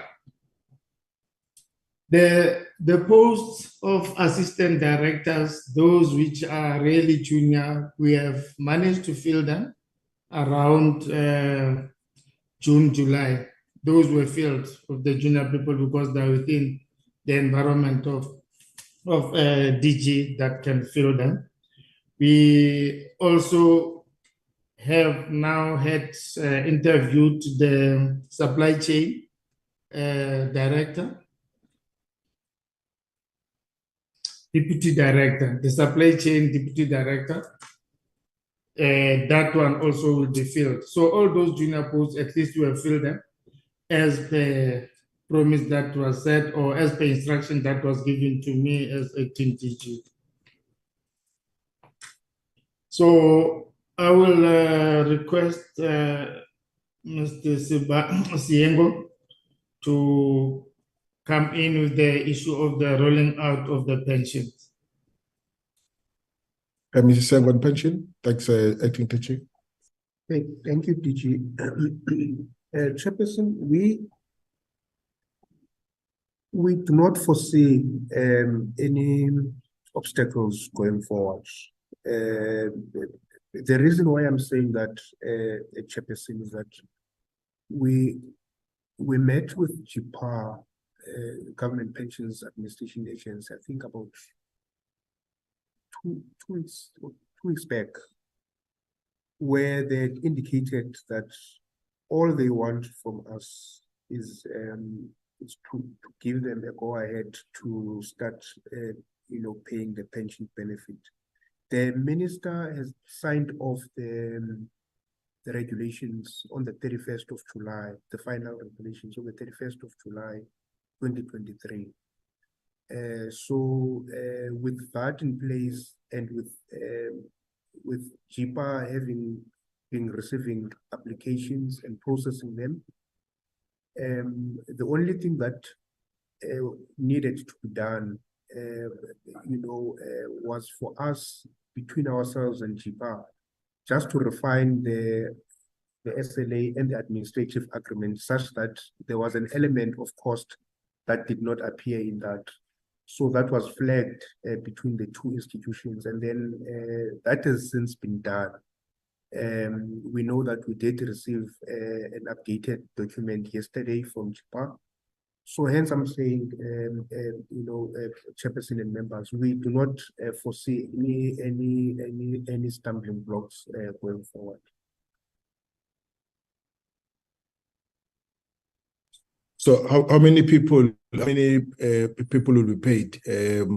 Military veterans will be paid their pension in September? Well, the indication from JPA was that the ones that are ready to be paid as of 2 weeks back were, I think it was 390 something, the ones that were ready to be paid. However, they are still going through the processes in terms of adjudicating the applications that they've been because they receive applications on a daily basis, and they've not completed the adjudication kind of process on the other applications that they've received. Okay, so it's fine. So it means that you are not too sure how many will receive their, of the 300 plus that are being processed. You're not too sure how many will receive their salaries in September. You said September is the first month of payment, isn't it? No, Chairperson, the 390, I think it was 394, they are ready to be paid. They've been processed, they've been adjudicated and processed, and they are ready to be paid. The payment is ready for those. But however, out of the 13,000 applications, we are still not sure then how many JIPA must still go, adjudicate going forward. Okay, no, it's fine. Yeah. Another colleague, are you done with what was allocated to you by the ACTG? I also wanted to add, Chair. Yes, please add. It's Mr. Mukwala. Actually, it's reflecting me as a number. I just don't know why. Mr. Mukwala. Yes, I'm the acting chief director there. Yes, JIPA indicated to us, Mr. Siengo is correct that on the 4th of August, we had a meeting with the CEO of JIPA that over 13,000 application has been received and they're busy processing them. So obviously they'll go through different processes from their side, whether you qualify or whether you don't qualify.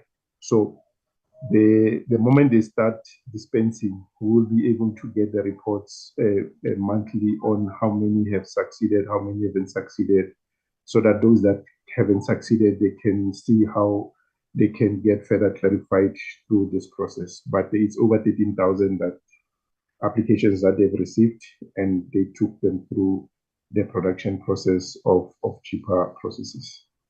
I wanted to add that. Thanks. But you confirm that the 390 have been processed and qualified and they're ready to be paid anytime? I'm not so sure at this time, Honorable Chair, because at that time they mentioned the figure around that, but obviously they've been busy. We even meeting them today, they might give us a different figure, but it's safer to say they are going through the 13,000 process that they've applied. So it's when they finish the process that the report comes that we will be talking about. Mr. Siengo spoke about the 390 that has been processed. Are you confirming it? You're a chief director responsible for the benefit. Yes, they spoke about that figure, but like I'm saying, Honorable Chair, it might go up maybe when we meet today. Let alone about going up. I'm talking about the 390. Okay, no, it's fine. That's what they said. You are confirming that 390 will be paid in September? Yes. Ready to be paid in September? Yes, sir. Okay, sure. All right. Any other comment from the questions raised? Chair, may I add or follow up? Can we deal with the question? What was based on the answers, yeah. No, I'll come back to that. Otherwise, we'll not get to the thing. I wanted them to be specific. I'll come back to Mr. Maria. Can we deal with the rest of the questions? Chairperson, I will invite CFO on the issue of the invoices, but maybe also the issue of the invoices is mainly about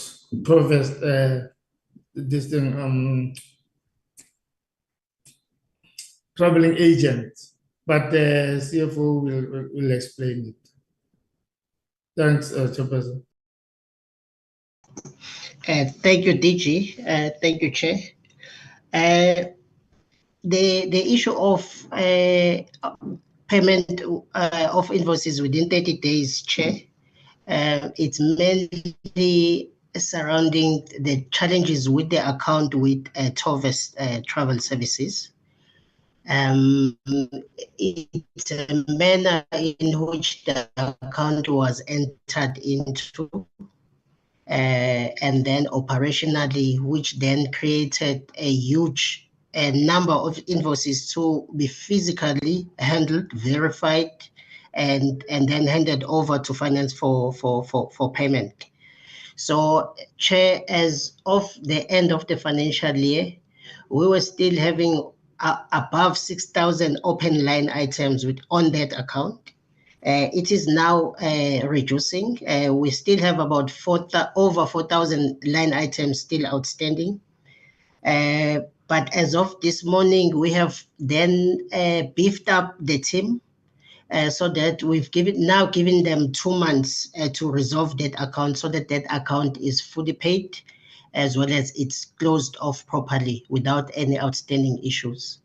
So just to beef up the explanation that is presently on the report, we have since this morning are putting together a team to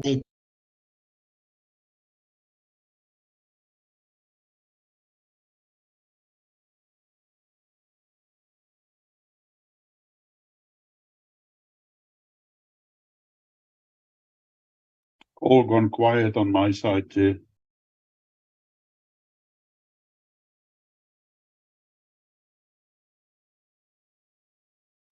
Same on mine. It's gone quiet now. Thanks. Can we move to the next person? Because clear he has disappeared on all of us. sorry, Chair, was I audible?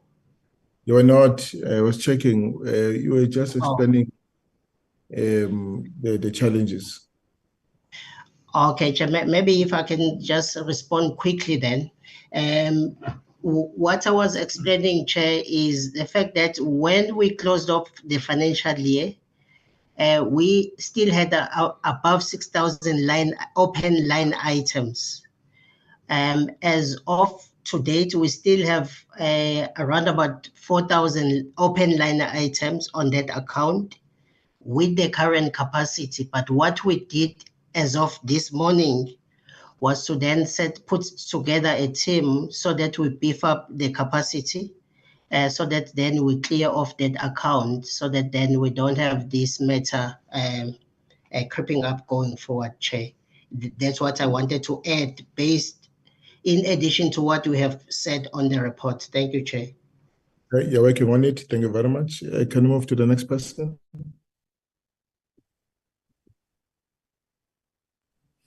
Thank you, Chair. I thought Mr. Matsafu will come in on the issue of the database. Yes, thank you, DG. Thank you, Chairperson. Yes, if I understood Honorable Shalembe, the question was whether the verification process will affect the application for pensions. So what I have to say is that, Chairperson, when a person has applied to be registered on the database, that person remains an applicant until the registration has been confirmed. Then therefore, once the person has been confirmed, then they can start to apply for the benefits. So the main impact will be if the verification process was not to be completed at all, because there will be those who feel that they were left out of the process. So what we can say is that then the department, the DMV is working on a process to resuscitate the process so that at least no one is left out of the process. And once the members have been confirmed as bona fide military veterans, then they can start to apply for benefits throughout the year. Thanks, Chairperson. Thank you. Who's next, Acting DG? Chairperson, I see the person of burial is not here, but I can attempt, actually, I can answer to that. Of late, since I'm here, we really didn't have problems in terms of burial support, except in the situations where the families themselves were not forwarding the documents. I mean, they were forwarding incomplete documents, but we managed to deal with that situation whereby if they forward the documents which are incomplete, then DMV managed to assist those families, and those they were paid off. So that was not really a problem in terms of burial support. The only problems also that we're facing were the people that sometimes who will be taking chances, and we find that these members are not part of this thing. I mean, are not on the database, and some were Defense Force members. I think in one of the funerals, the SG took a decision that if the members have retired from Defense Force, those members, unless they are destitute, they must be buried by Defense Force, and DMV must just concentrate on destitute members, and that's what we are doing. Thanks, Chairperson. Thank you. Thank you. Honorable Nyotso, are you covered? No, I'm not. I'm not covered, Chair. Can you restate your question and so that they respond to it before we take the next round? My question, Chair, is they mentioned that there's an issue with the service provider when military veterans are buried. And I'm saying I agree, we know about that. And he went further and said, but they rely on internal processes when veterans are buried. I asked them to give me an example of how they rely on internal processes, because we are told that the service provider service provider's contract has been terminated, and there is nothing else that they are doing when veterans are buried. I even made an example that tomorrow the Minister of Justice is handing over remains of a veteran from Robben Island. And right now we're paying from our own pockets for veterans to attend that funeral in Worcester and later in Lady Freya on Friday. So why is it, what does he mean when he say, so I'm not covered, Chair. Acting DG, thank you very much, Honorable Nyotso.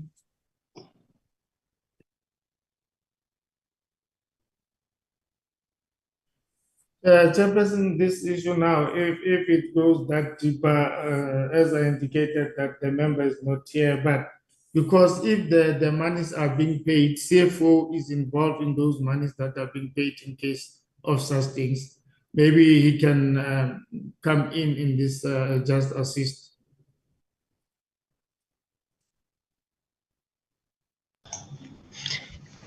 Thank you, DG.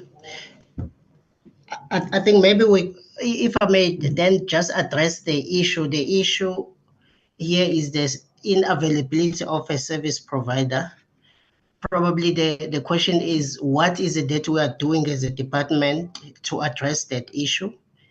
Yes, Chair, in order to avoid the issue around the appointment of the service provider, what we are doing presently then is to procure using the proper supply fund to have appointed a service provider irregularly.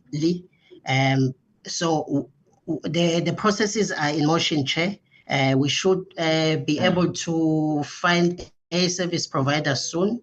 But what we want to then do is to devise two parallel processes. The quickest process is to participate in an existing contract, of which the document now is in motion for the accounting officer to sign.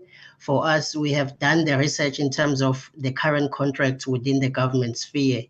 But all we intend doing in the long term is to then go on a proper tender process. So we've got short-term and long-term strategies, Chair. Thank you. Chair, Comrade Chair. Yes, Nyotso. Let me try to be simple as much as I can. In the absence of a service provider to assist veterans to travel throughout the country to bury another veteran, what is it that the department is doing to assist those veterans to travel? Because they are saying they rely on internal processes. And I'm saying, no, there's no such. The veterans can't travel and go and attend a burial of another veteran because there's no service provider. Now I'm saying, what is it that they can do in the absence of a service provider? I hope I'm simpler now. Yes, you are. Yes, through you, Chair, yes, to respond to the question from the honorable member. The normal process then, we will receive as a department a request to procure such services through SANVA. then we will then attend to it, Chair, if I may put it simpler that way. Thank you, Chair. Using the internal processes at the moment. Thank you. Okay. All right, Mr. Murray, you wanted to do a follow-up? Yes, I just wanted to ask the question. My question about the military veteran, the burial support, the response was, no, there's no problem. But now we've heard various responses where there are problems with burial support. And we get a lot of complaints that the beneficiaries of burial support, the families, are not getting the support, whether the department agrees with that or not. Then I also just wanted to ask, the one point that has not been responded to is in the presentation where they were saying that education support and healthcare support is at risk because of pensions. That was the one. They have not responded to that. And then also with regards to the actual promulgation of the regulations, because you and I know that. Don't motivate. Don't motivate. The time is running out. Because if it has not been done, it will not be paid. No. I will come back to you, Mr. Murray. We are just reminding that those two have not been answered. Can you deal with that? If there is still a matter to be followed up, I'll come back to you. You said health and education at risk. What do you mean? And then there was also a question of the promulgation of the regulations.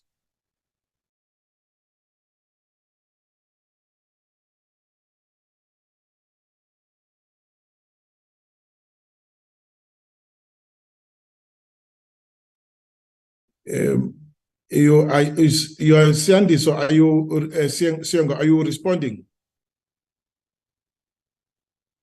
It's not audible. Chair, yes, with the promulgation, Chairperson,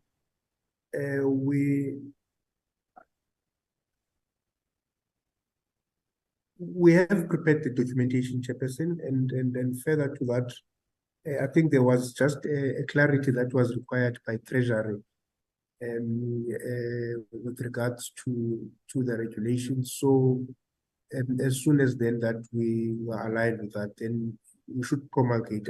I suspect by next week that process should be completed. Hence my response earlier on to say that we don't foresee any obstacles going forward because we have addressed all the issues that we picked up as we were preparing to implement. So what do you mean? The regulations?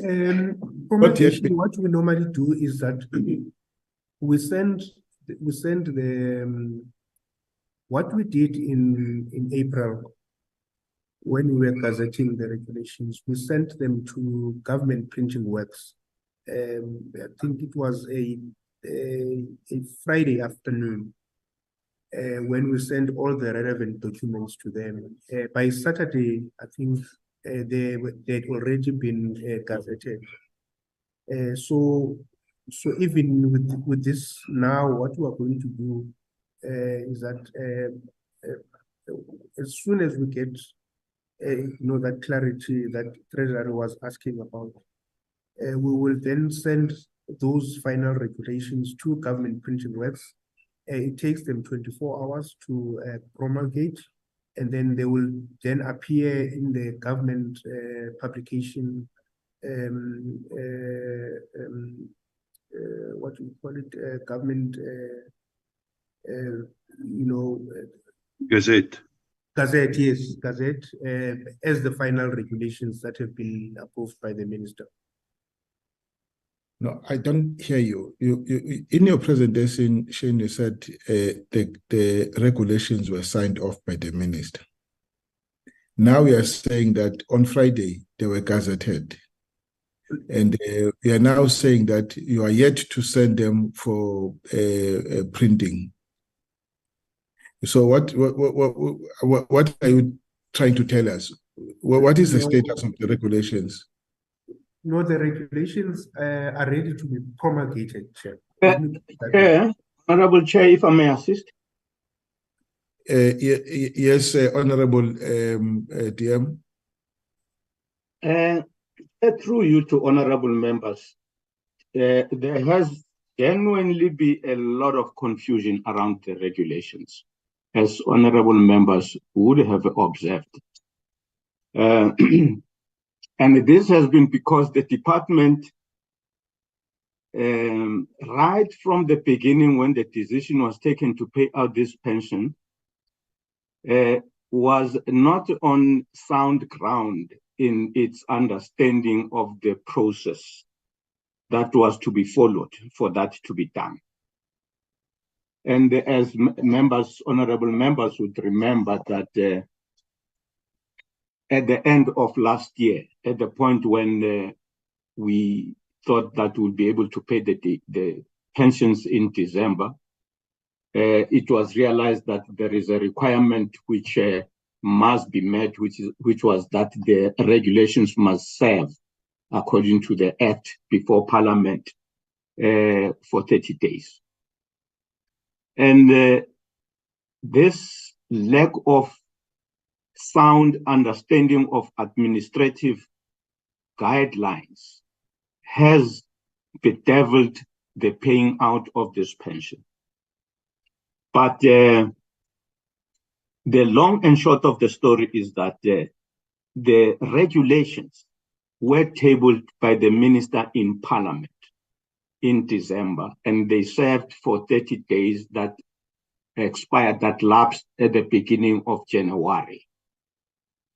When the minister tabled those regulations, there is nowhere in the correspondence to Parliament where the minister said that those were draft regulations. And we proceeded with the understanding that the pension will be administered in terms of being paid out on the basis of those regulations which we made visible to the Oversight Committee of Parliament, and proceeded then to have them gazetted. The gazetting of those regulations meant that the public, and in particular those with interest in this pension, would know what are administratively the steps they must follow in order to access that pension. And those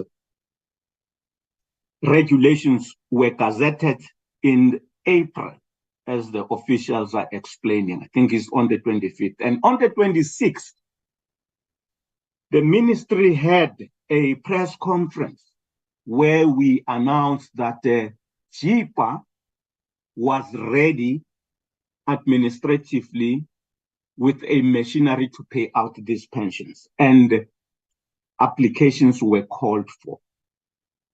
As the officials are saying, there are 13,000 applications that have been submitted. JIPA is processing those applications, and from where we sit, the soon they are done with the first application that has been processed and that meets all the requirements, all the boxes are ticked, JIPA will pay. Where that process administratively is at now is a report that we'll get this afternoon. At 2:30 this afternoon, the ministry is getting a report from JIPA, an update of what has happened since April, when the application started rolling in, and when will the first recipient of this pension be paid. How much more work, verification must still be done. What I can say, Honorable Chair, through you to honorable members, is that there is clearly now a need that after the meeting of the ministry this afternoon with JIPA,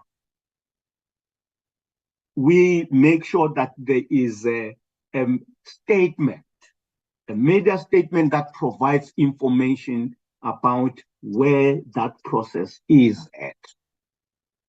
With that said, Chair, I would want the committee to allow us to come back on this matter at the next meeting as the minister with a report to say what has finally been established to be the case. It could be that by the time we come back, when we are allowed to give that report to the committee, payment would have happened. It may be that payment may not have happened, but now what we are committing ourselves to is that at the next meeting, we will provide to the Oversight Committee a factual update around the matter. That's what, Chair, I wanted to propose for the committee to consider on this matter as far as our way forward is concerned. Thanks. No, it's fine. We will have another round of discussions on the issue of pension fund, the pension fund payment or payouts. Let's move to the next issue on the health and education, cutting out other things or being put at risk. Why are they at risk?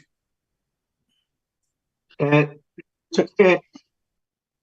wanted if the DG and the officials have provided further information on the question raised, I wanted to just add by way of commenting on some of the concerns of the committee members raised here.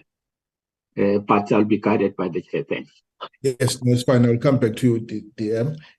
Can we deal with this one because it's specific health and education?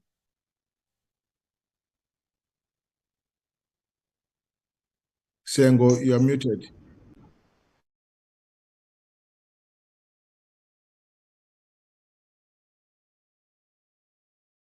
Acting DG, what do you know about health and education? Thank you, Chairperson. I think on the health, Ms. Carol will speak to it, and education, Ms. Zuguda will speak to it. But I also want to indicate to the meeting that Ms. Kumalo was struggling to connect. She's now in my office in case she still has to answer the issue on the burial support. DG, can you answer what is the issue about health and education? You are an accounting officer. Chairperson, on the issue of health, there were challenges, but we are working on them. But we had a situation whereby some of the members are not on the database. And the example is the recent situation that we have where the member was not on the database, but I was informed that if the member is not on the database, the only person who can give authority for the member to be attended to is the Minister of Defense, and that matter was attended to. But we also have a situation whereby we had we had a presentation recently to say, are we going to have a medical aid that will attend to the military veterans, or are we going to request that we continue with the RCMF that is under SEMS? So we were saying before, if to go for a tender on medical aid, it might be a long period that we have to wait. But at the moment, we're continuing with the SEMS assisting us. So that is the situation that we are facing at the moment. But SG indicated that we wrote a letter to them to say they can treat the members who are on the database, but those members which are not on the database, they are unable to treat them. That is the situation at the moment about health. On education. On education, the DMV is forwarding the funds to NSFAS, and the NSFAS is the one to pay. And that is the situation that we find ourselves now, because we transfer the funds to NSFAS, and NSFAS has to pay. Chairperson, that was not the questions. Not at all. Yes, Mr. Mare. Chairperson, I have specifically... If I may assist again, Sorry, the member is on the floor, and DM will come back to you.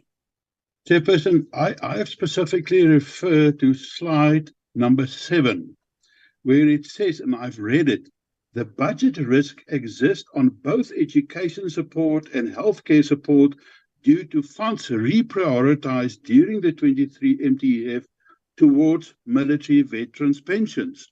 My question was, when did we decide it, and how can they justify taking away education support and healthcare support and use it for pensions?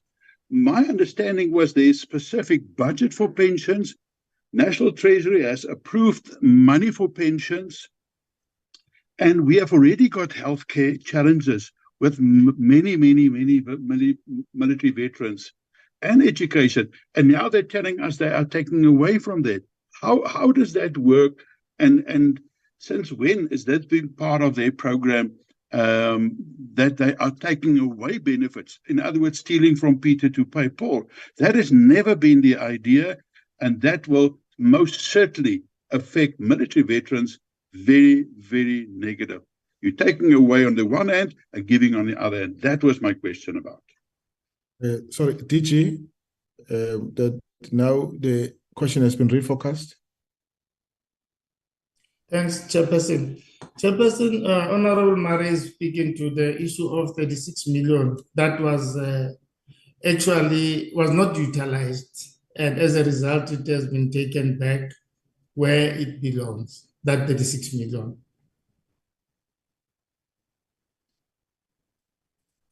No, sir, that is not the that is not the case. It's about this financial year, not the previous one. Then maybe CFO can come in on that one. No, accounting officer, you are being paid to lead the department. It exposes this thing of having an acting accounting officer. That it doesn't work. It doesn't work. Whereas if it's on a month-to-month, I mean, you are an accounting officer, and they are here just to assist you. But you must first answer, and only when you need some technical details that you go to them.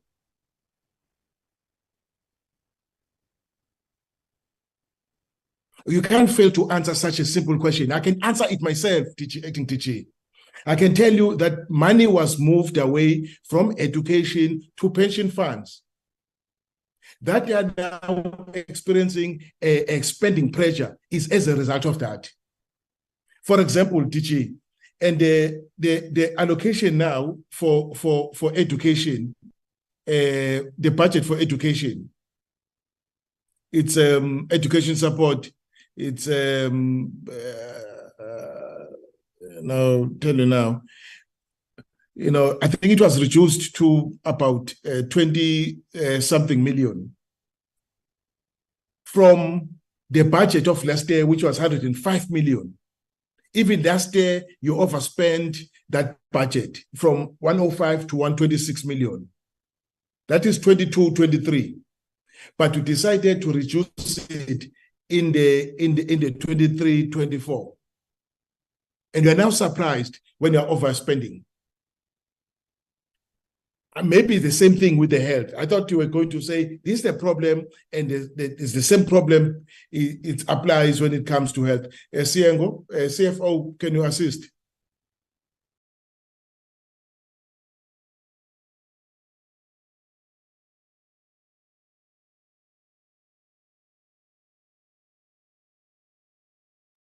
CFO. Chair, I've got serious network of issues here in the office. My network keeps breaking. I would assume, Chair, because I was offline, maybe Chair would like me to just clarify. Health and education, they are facing a spending pressure. What causes the spending pressure? Okay, Chair, thanks. The issue around healthcare, Chair, around the Chair, the portfolio committee may have been presented by the Department of Defense about long-standing amounts in debt related to the DMV. Chair, those debts are still outstanding. However, Chair, there's a slide where we reflect that the budget for this current year is 95 million to render services in this financial year.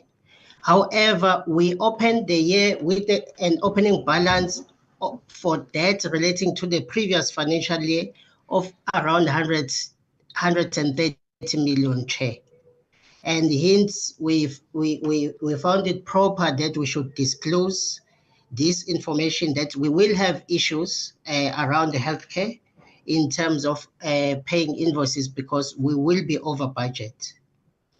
In terms of education support, Chair, the current budget is around 62 million as per the slide on benefits. In relation to the actual bills and the students that we are funding, we are looking around 110 million and above. What had happened at the time of Treasury allocating budget for military veterans pension, they had given us a baseline which was 36,228 million for this financial year. However, the department was then advised to then fund or reprioritize funds from non-spending areas. Then it was noted, then the department decided to then reduce education support and somehow health support services in order to beef up the amount that was assumed to be required to render pension at the time. And that was purely based on the study done by GTEC. However, then we will be guided by the meeting of today, Chair, if that budget of 330 million at the moment allocated for pension, whether it will be fully utilized. And then if that budget won't be fully utilized, there will be a need then to then seek approval to then reallocate those funds that we're taking from education support and healthcare services, so that those specific areas or benefits are well funded, Chair. Probably that will be a short answer to the question. Thank you. That answers the question. Mr. Mare, the budget was presented here. We raised the question that you are moving money away from education, away from health. How are you going to make up? Because you are reducing the budget when the need is increasing. We did raise that question. All right. But of course, it's their decision, not us. All right.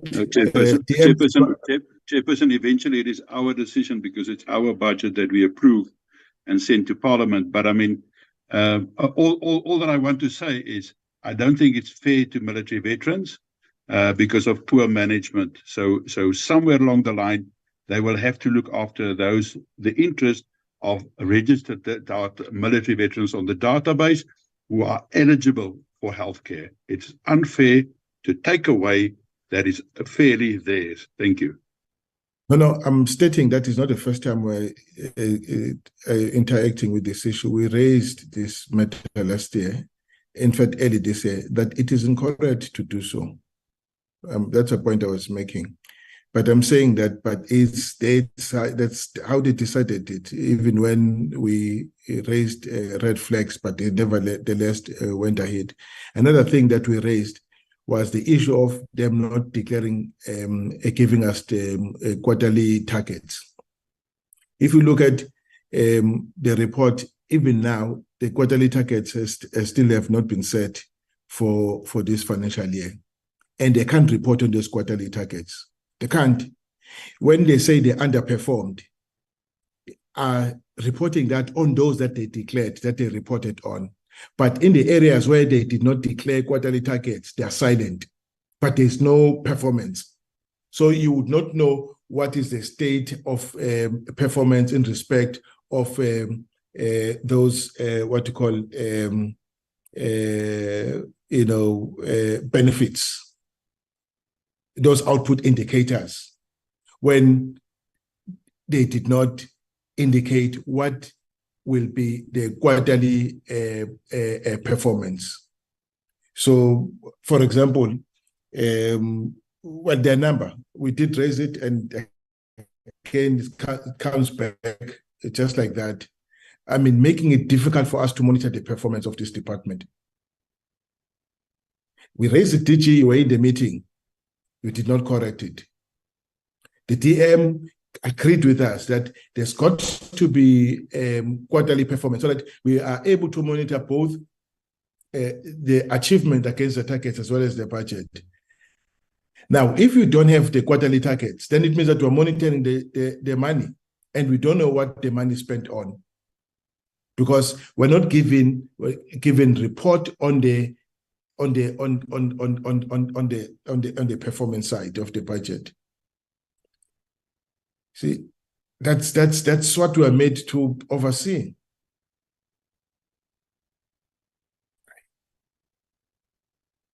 Colleagues, I think we've come to the end of this discussion. Disaster. Chair. Pursue this and yes, Mr. Yes, Chair. I'm sorry that I can say now you are not, happy. But anyway, of course, Chair, you can't be happy when things are going that way. Sorry for that. But Chair,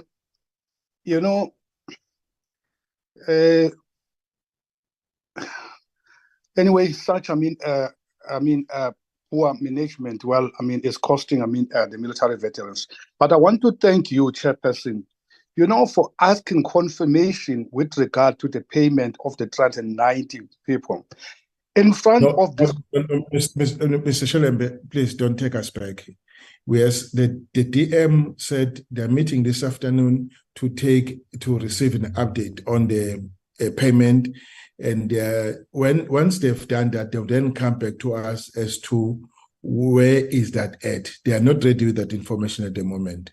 Yes, Chairperson. Yes, I agree with you. But we can't take it for light. It was confirmed here by the same officials, and now the DM is giving us now it's like now what they said, we must just turn a blind eye. What I'm saying, No, Shelembe, let's not discuss pension, please.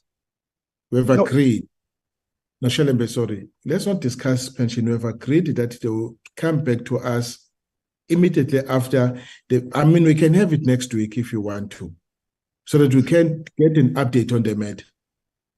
So what we are saying, Chairperson, what has been said by the officials now is not, is something that we must not consider now. No. The DM says there is an update. Remember, there's a report of 390 payouts that who were military veterans who were processed, and they're still fine with it. But as to when exactly the money will go into their account, and that would become visible this afternoon. They will also indicate whether the number that they had, the 13,000, how much of those would be part of those that would be giving the money as together with the 390 that has been processed. In other words, they're saying there's a likelihood that the 390 would be more. I think so. Information will become available this afternoon. That is why I said thank you for that information. I don't know what worries you if I say thank you for raising that issue, because it has led to us getting information that what was said by the official was misleading. So I'm saying thank you for that. If this chair is worrying you, I'm sorry. No, there's no misleading, Shele. That's the point I'm raising. The information is as at that time. The update will be received this afternoon. Honorable Nzwanele Nyanto. Thank you, Chair. For me, Chair is just a rider to the DM when he's sitting down with the officials. He must also bring us back the information about this burial, this burial of veterans. It's really worrying. I'll tell you, Chair, it takes Robben Island 48 hours to pay 15,000 rands when a military veteran has passed away. It takes the department more than a month or two to pay 7,000 rand after the funeral when the veteran has passed away. Now, if the DM can also talk to that with the officials and then brief us. Otherwise, I agree with you. Let's just wait for the DM to give us a feedback. Thank you, Chair. No, thank you very much. And I'm sure the DM will be happy to come back on that one as well. DM, we're closing now. Maybe your closing remarks.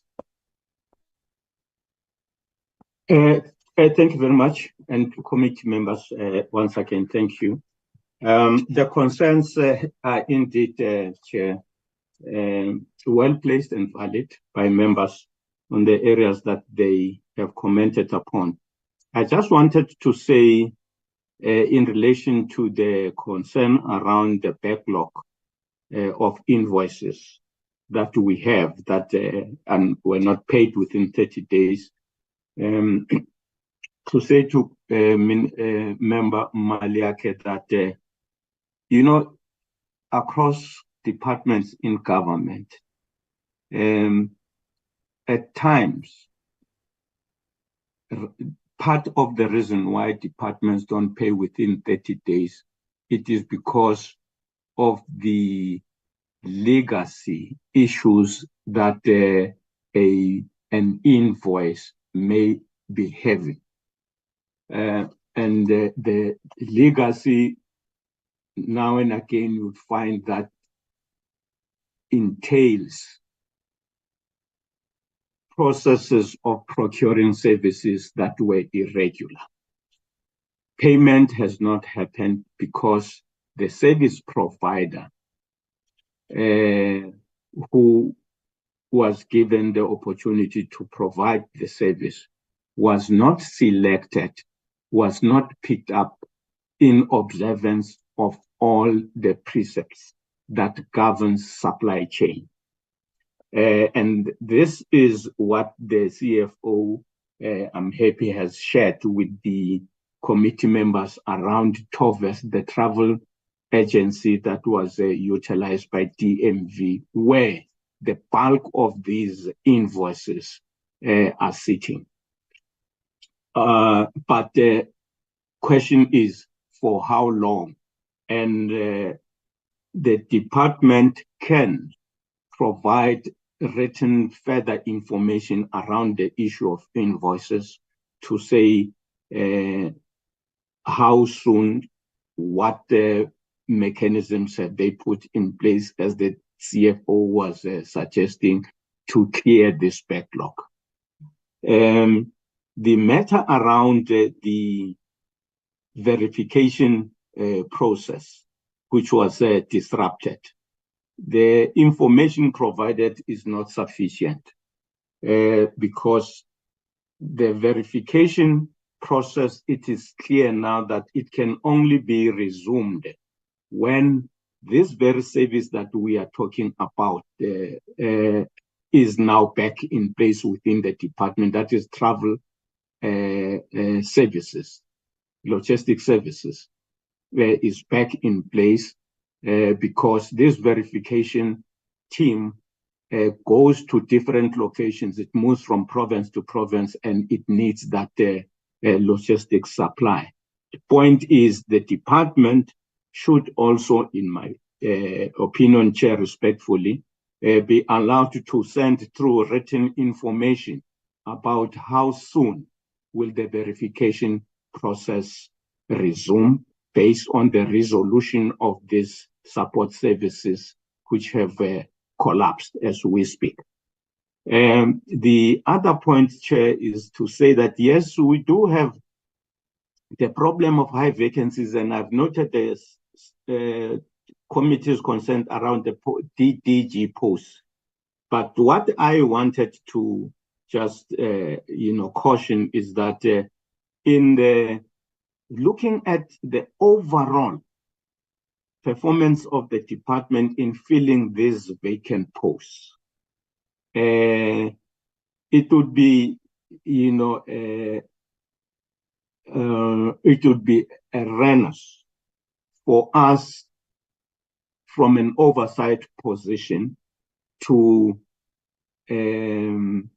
consider the weakness to be outside of the performance of the office of the DG, of the accounting officer, the DG that is suspended, because the details of why these vacancies, including the DDGs, were not filled, what happened, are not provided, are not visible at the level of the oversight. So I was just making the point that before we,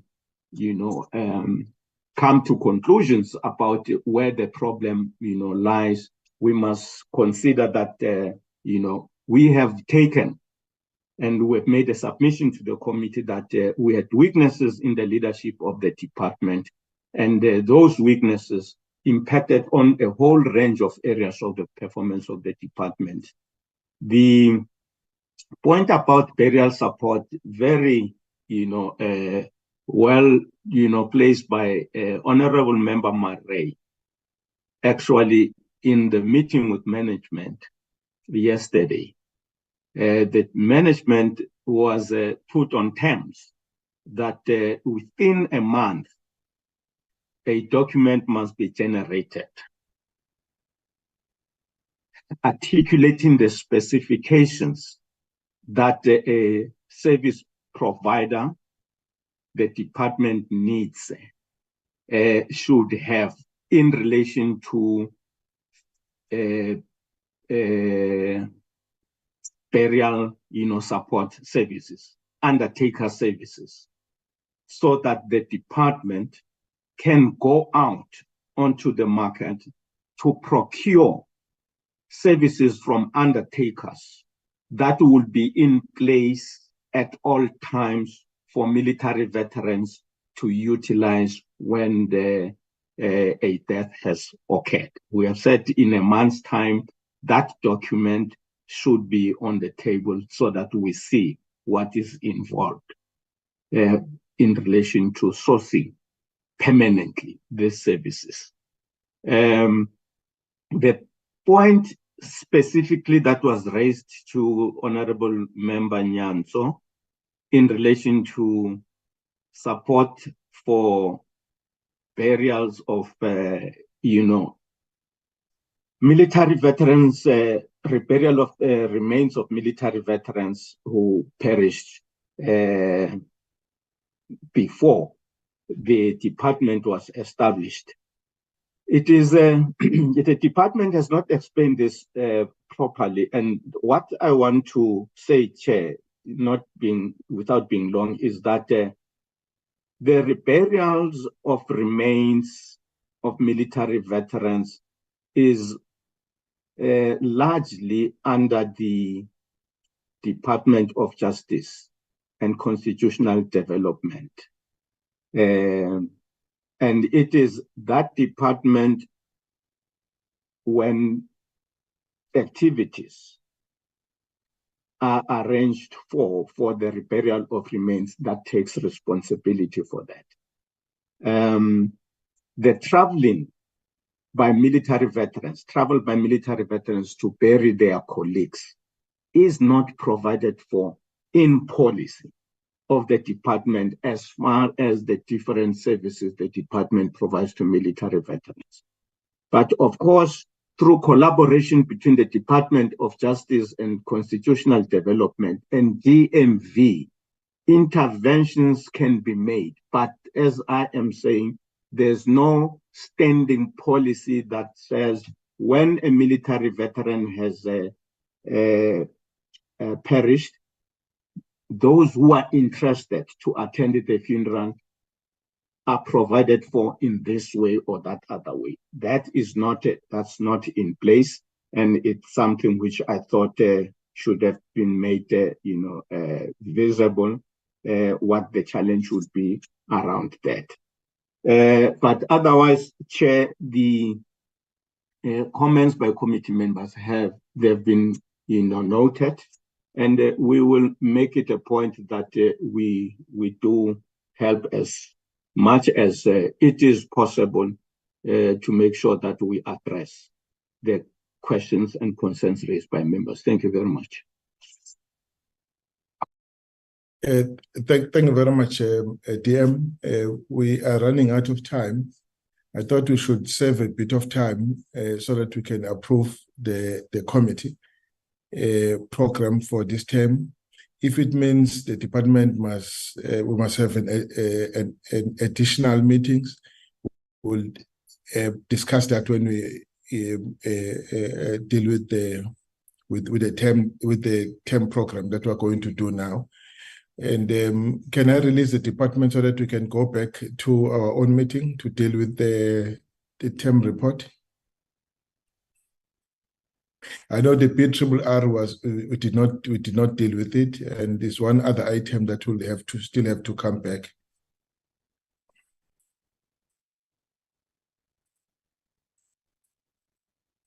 Right, DM, thank you very much, and there's no objection to us, closing the discussion on the first and the second quarter. We will have to invite the department back to deal with the issues that emanate from, especially the fourth quarter of last year that did not get the report on.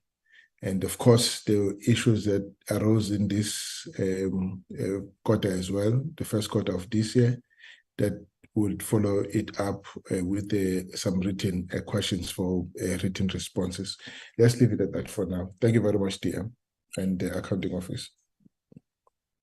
Thank you very much, Honorable Chair and Honorable members, for the session. Thank you. Thank you. Please beam the program. Colleagues, this is the program that we are dealing with. Briefing.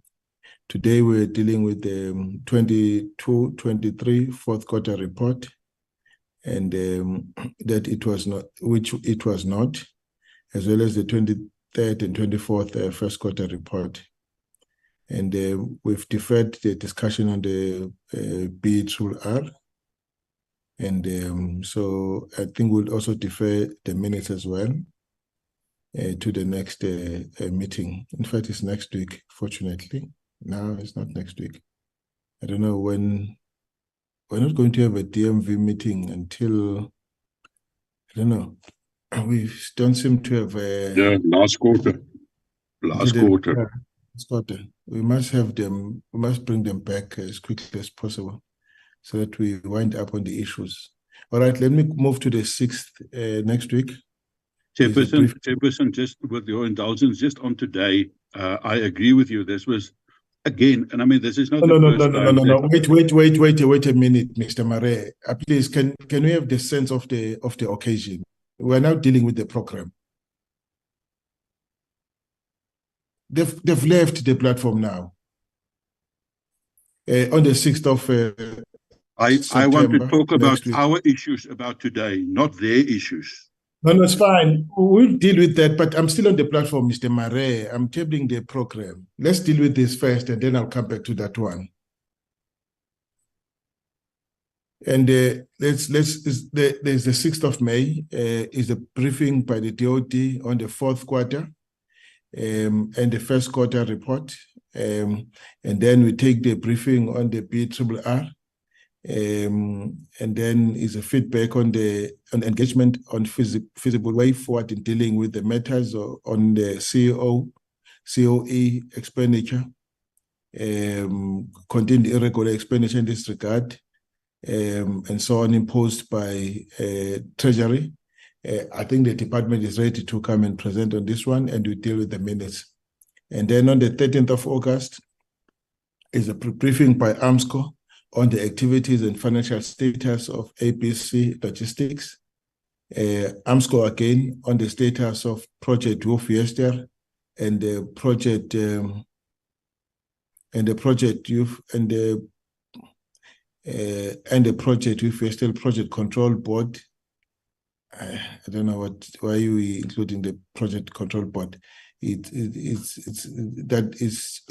thought that was the Wolf-Yester Project Control Board is headed by someone in the Department of in the DOD, as well as progress on related. Brian, can you read this? As well as progress related to the use of funds allocated to for medium airlift capability, and then briefing on AMSCO by AMSCO on their BRRR, as well as the consideration of the minutes. And then on the 20th is briefing by the DOD on the engagement with the DPSI with regards to the cases referred to them for investigation, for investigation, update by the DOD on the status of consequence management in the department in relation to irregular, wasteful, and fruitless expenditure, and update on Mzimfugu. All right, continue. Was that the last thing? That would be the end of the term, Chair. It's 4 meetings. Okay. Yeah. So on the project control, Wolf-Yester Project Control Board, we will be having AMSCO before us. And what do you want them to speak about on this Project Control Board? Chairperson, if I might come in quickly on that one.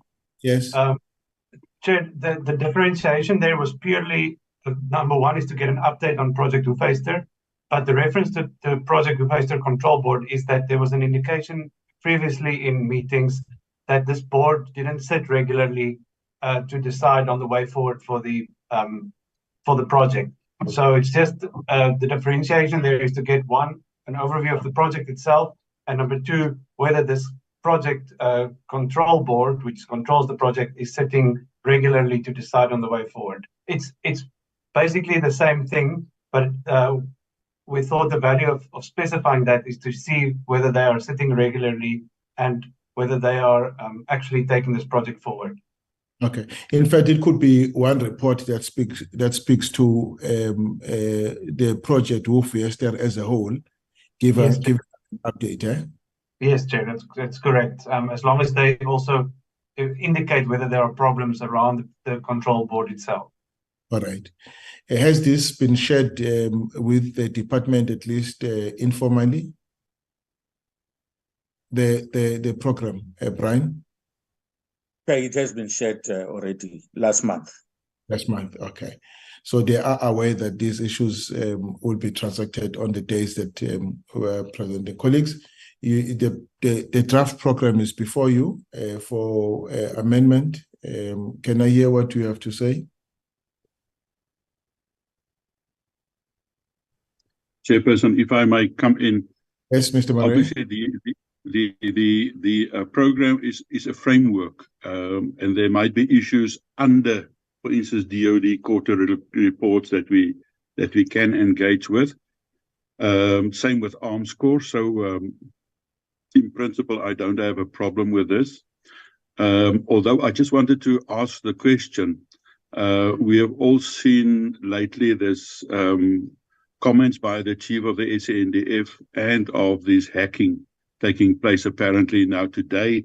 There's an article of an interview with one of the hackers. You are moving the program for adoption.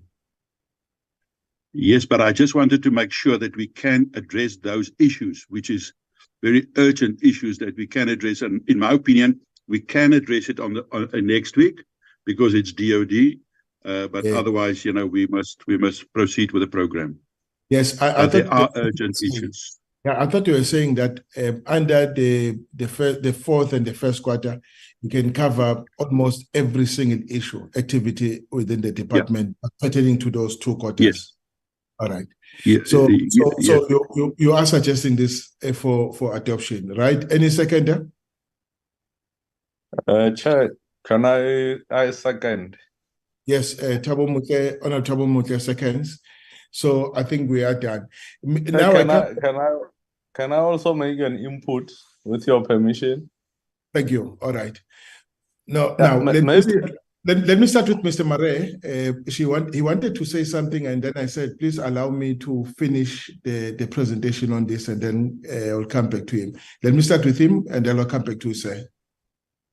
Mr. Mare. There are 2 issues. Just on today, we must all agree this is not the first time that we have dealt with DMV in such a very, very poor and unacceptable manner. Now, today, for whatever reasons, the minister was not available. She was not here or online. The deputy minister was at one stage, at least in the beginning, very reluctant to respond to these things. And it seems like the DMV was just incredibly poorly prepared for this meeting. And I, at one stage, got the impression that there was someone who did the finances, someone else who prepared the presentation, and someone else who was presenting, this presentations to us. So clearly, Chairperson, my request is just to you to write to them and say, listen, this has now happened so many times. This is an embarrassment, and clearly they must get their act together, and we request the minister and the DM to take responsibility for that. That was the one issue, because it's just too often. Then the other thing that I wanted to mention to you is that lately there's been this report about hacking, and we know that the chief of the SANDF has raised the concerns in his speech the other day of our intelligent, our ICT systems, and today there's a report apparently with an interview with one of these so-called hackers. So my request is just that somehow we have to ask the department to address that matters with us as well, in terms of where we stand and what are the risks that we are facing, and how can we approach National Treasury so that we can at least spend money in the right way. Thank you. Thank you very much, Mr. Well, Wednesday is a cabinet day. We know that the minister would be present, and the Wednesday where the minister will not be present. It's just that I did not get an official approach. I think I did. It was sent through afterwards. So I think there's a valid reason why the minister is present. And I don't want to agree with you that the DM was hesitant in the beginning to deal with the answers. You see, he was always ready, but I wanted to allow the accounting officer to take charge of the department and be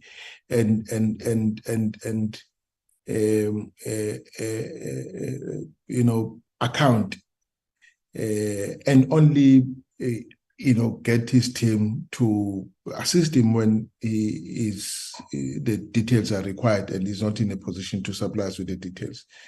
And so I don't think that there was a gap between us and the DM. She was ready to deal with all the issues himself. Even at the end, he went back to those issues and summarized all of his responses to all of them. And Honorable Motle? All right, no, thank you very much, Chair. I just wanted to make a submission that as much as we adopted the program with a view from Honorable Mare that suggest that underlying issues must also be brought to light for discussions in those meetings. I think it will be appropriate that before the meeting takes place, or a week before we go into that meeting, we inform the department of those issues that we would want to engage them on, so that they come prepared. I'm saying this, Chair, because when we started this meeting today, there was an issue around that was expected from the department to just take us into confidence around the progress of the suspension of the DG, which I think sometimes we become unfair if we don't inform them that we need them to prepare to brief us with those kind of issues. Therefore, I'm suggesting that we need to be cautious around those issues so that we inform them timeously, so that they don't come and give us information from the head. They must prepare and give us information that will be credible. Thank you very much. Thank you very much. We will do that. Any other thing? Honorable Nyotso, your hand is up. We're closing now. No, Comrade Chair, it's a legacy hand. Thank you very much. Shelembe, I'm closing now. Your hand is up. No, Chair, I'm just requesting that maybe in the next meeting, if we can be informed of the status of the presidential task team, I would appreciate that, because it seems it has gone quiet. Thank you. Okay. No, it's fine. We'll find a way of incorporating all of that when we meet with the department. It's just that the next meeting with them is far away. Let's try to find space to have them in one of the feed them in one of the meetings, so that at least we deal with those that are urgent, like the pension. One agreed? Okay. Right, with that, colleagues, I wish to thank all of you, and we've gone beyond time, 16 minutes. So until we meet again, and next week, we're meeting. Thank you very much to everyone, including our support team.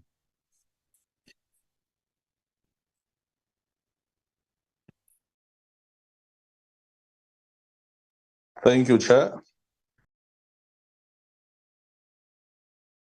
Recording stopped.